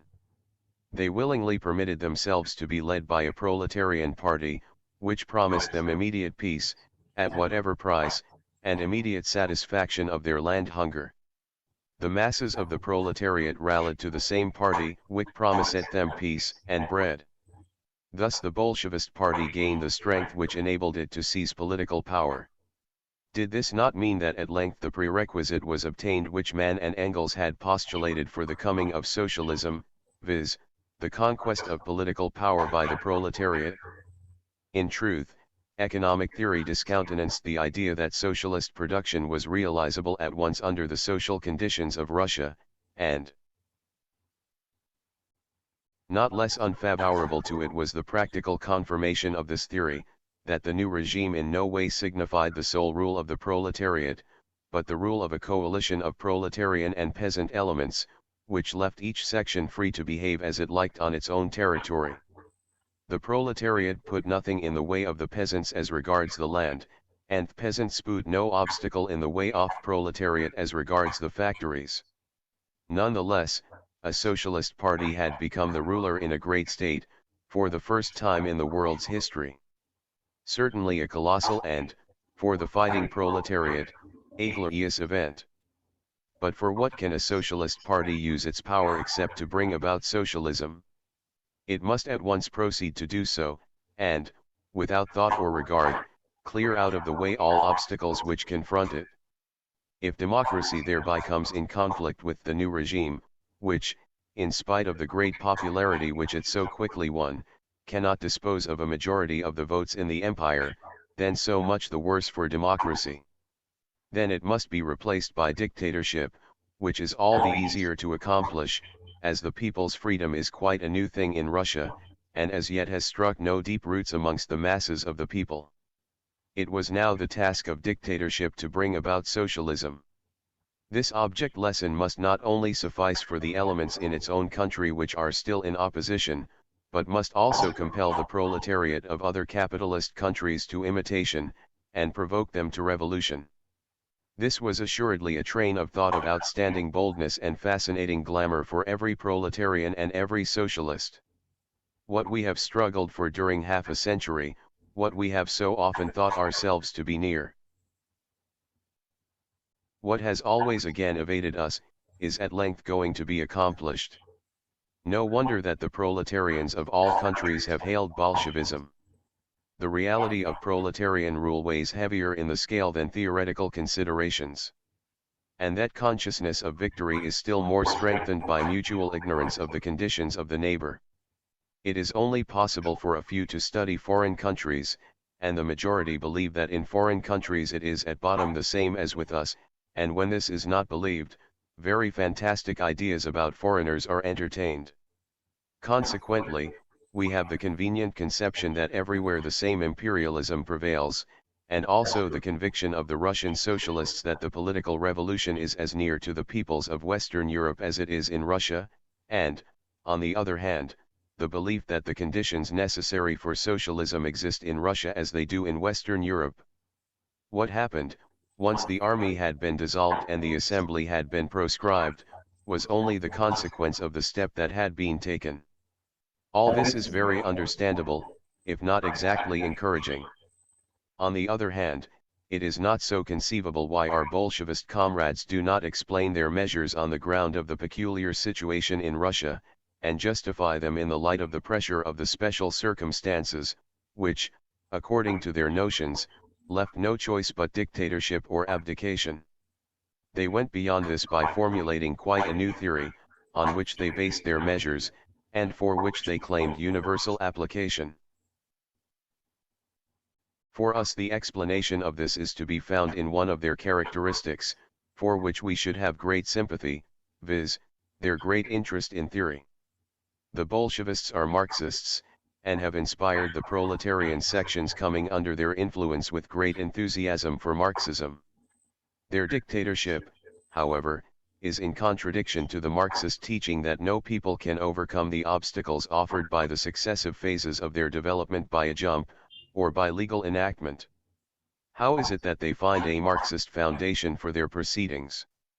They remembered opportunely the expression, the dictatorship of the proletariat, which Marx used in a letter written in 1875. In so doing he had, indeed, only intended to describe a political condition, and not a form of government. Now this expression is hastily employed to designate the latter, especially as manifested in the rule of the Soviets.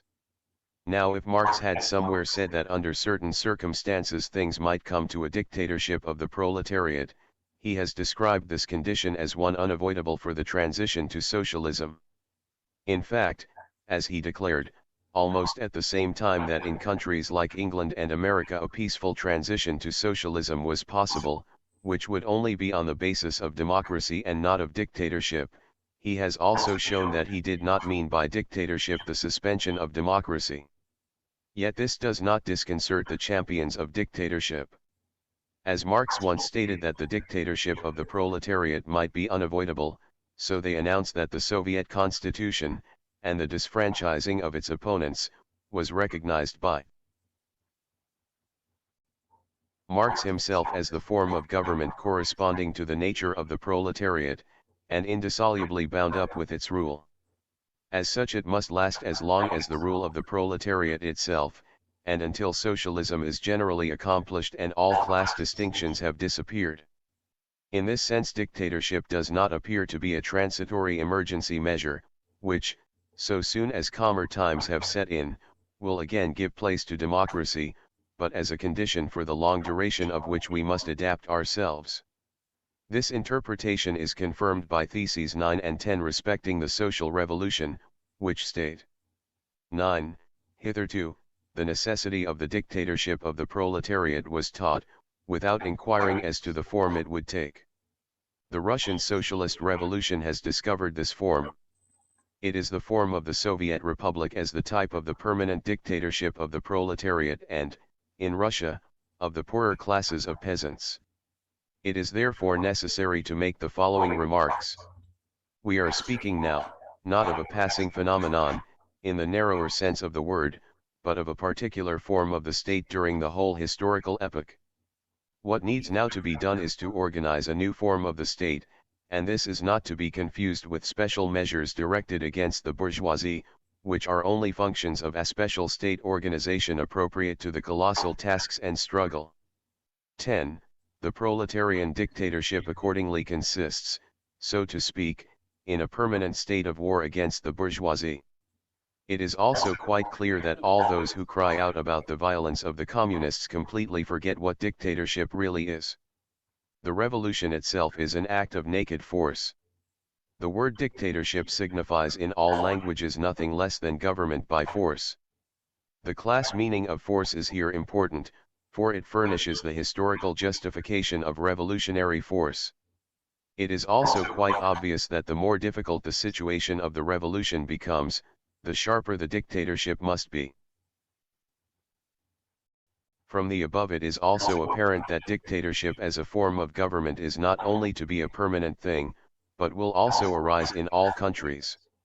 If in Russia now the newly acquired general freedom is put an end to again, this must also happen after the victory of the proletariat in countries where the people's freedom is already deeply rooted, where it has existed for half a century and longer, and where the people have won it and maintained it in frequent bloody revolutions. The new theory asserts this in all earnestness. And stranger still it finds support not only amongst the workers of Russia, who still remember the yoke of the old Tsardom, and now rejoice to be able to turn the handle for once, even as apprentices when they become journeymen rejoice when they may give the apprentices who come after them the drubbing they used to receive themselves. No, The new theory finds support even in old democracies like Switzerland. Yet something stranger still and even less understandable is to come. A complete democracy is to be found nowhere, and everywhere we have to strive after modifications and improvements. Even in Switzerland there is an agitation for the extension of the legislative powers of the people, for proportional representation and for woman suffrage. In America the power and mode of selection of the highest judges need to be very severely restricted.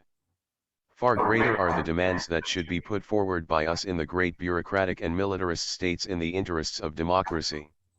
And in the midst of these struggles, the most extreme fighters raise their heads, and say to the opponents, that which we demand for the protection of minorities, the opposition, we only want so long as we ourselves are the opposition, and in the minority. As soon as we have become the majority, and gain the power of government, our first act will be to abolish as far as you are concerned all that we formerly demanded for ourselves, viz., franchise, freedom of press and of organization, etc. The theses respecting the socialist revolution are quite unequivocal on this point. 17. The former demands for a democratic republic, and general freedom, that is freedom for the bourgeoisie as well, were quite correct in the epoch that is now past, the epoch of preparation and gathering of strength. The worker needed freedom for his press, while the bourgeois press was noxious to him, but he could not at this time put forward a demand for the suppression of the bourgeois press. Consequently, the proletariat demanded general freedom, even freedom for reactionary assemblies, for black labor organizations. 18. Now we are in the period of the direct attack on capital, the direct overthrow and destruction of the imperialist robber state, and the direct suppression of the bourgeoisie. It is therefore absolutely clear that in the present epoch the principle of defending general freedom, that is also for the counter-revolutionary bourgeoisie, is not only superfluous, but directly dangerous. 19. This also holds good for the press, and the leading organizations of the social traders. The latter have been unmasked as the active elements of the counter-revolution. They even attack with weapons the proletarian government. Supported by former officers and the money bags of the defeated finance capital, they appear on the scene as the most energetic organizations for various conspiracies. The proletariat dictatorship is their deadly enemy. Therefore, they must be dealt with in a corresponding manner. 20. As regards the working class and the poor peasants, these possess the fullest freedom. Do they really possess the fullest freedom? The social traders are proletarians and socialists, too, but they offer opposition, and are therefore to be deprived of rights like the bourgeois opposition. Would we not display the liveliest anger, and fight with all our strength in any case where a bourgeois government endeavored to employ similar measures against its opposition? Certainly we should have to do so, but our efforts would only have a laughable result if the bourgeois government could refer to socialist precepts like the foregoing, and a practice corresponding with them. How often have we reproached the liberals that they are different in government from what they are in opposition, and that then they abandon all their democratic pretensions. Now the liberals are at least sufficiently prudent to refrain from the formal abandonment of any of their democratic demands. They act according to the maxim, one does this, but does not say so. The authors of the theses are undeniably more honorable, whether they are wiser may be doubted. What would be thought of the wisdom of the German Social Democrats, if they openly announced that the democracy, for which they fight today, would be abandoned the day after victory? That they have perverted their democratic principles to their opposites, or that they have no democratic principles at all, that democracy is merely a ladder for them, up which to climb to governmental omnipotence, a ladder they will no longer need, and will push away, as soon as they have reached the top, that, in a word, they are revolutionary opportunists. Even for the Russian revolutionaries it is a short-sighted policy of expediency, if they adopt the method of dictatorship, in order to gain power, not to save the jeopardized democracy, but in order to maintain themselves in spite of it. This is quite obvious. On the other hand, it is less obvious why some German social democrats who are not yet in power, who furthermore only at the moment represent a weak opposition, accept this theory. Instead of seeing something which should be generally condemned in the method of dictatorship, and the disfranchising of large sections of the people, which at the most is only defensible as a product of the exceptional conditions prevailing in Russia, they go out of their way to praise this method as a condition which the German social democracy should also strive to release. This assertion is not only thoroughly false, it is in the highest degree destructive. If generally accepted, it would paralyze the propagandist strength of our party to the utmost, for, with the exception of a small handful of sectarian fanatics, the entire German, as also the whole proletariat of the world, is attached to the principle of general democracy. The proletariat would angrily repudiate every thought of beginning its rule with a new privileged class, and a new disfranchised class. It would repudiate every suggestion of coupling its demand for general rights for the whole people with a mental reservation, and in reality only strive for privileges for itself. And not less would it repudiate the comic insinuation of solemnly declaring now that its demand for democracy is a mere deceit. Dictatorship as a form of government in Russia is as understandable as the former anarchism of Bakunin. But to understand it does not mean that we should recognize it, we must reject the former as decisively as the latter. The dictatorship does not reveal itself as a resource of a socialist party to secure itself in the sovereignty which has been gained in opposition to the majority of the people, but only as means of grappling with tasks which are beyond its strength, and the solution of which exhausts and wears it, in doing which it only too easily compromises the ideas of socialism itself, the progress of which it impedes rather than assists. Happily, the failure of the dictatorship is not synonymous with the collapse of the revolution. It would be so only if the Bolshevist dictatorship was the mere prelude to a bourgeois dictatorship. The essential achievements of the revolution will be saved, if dictatorship is opportunely replaced by democracy.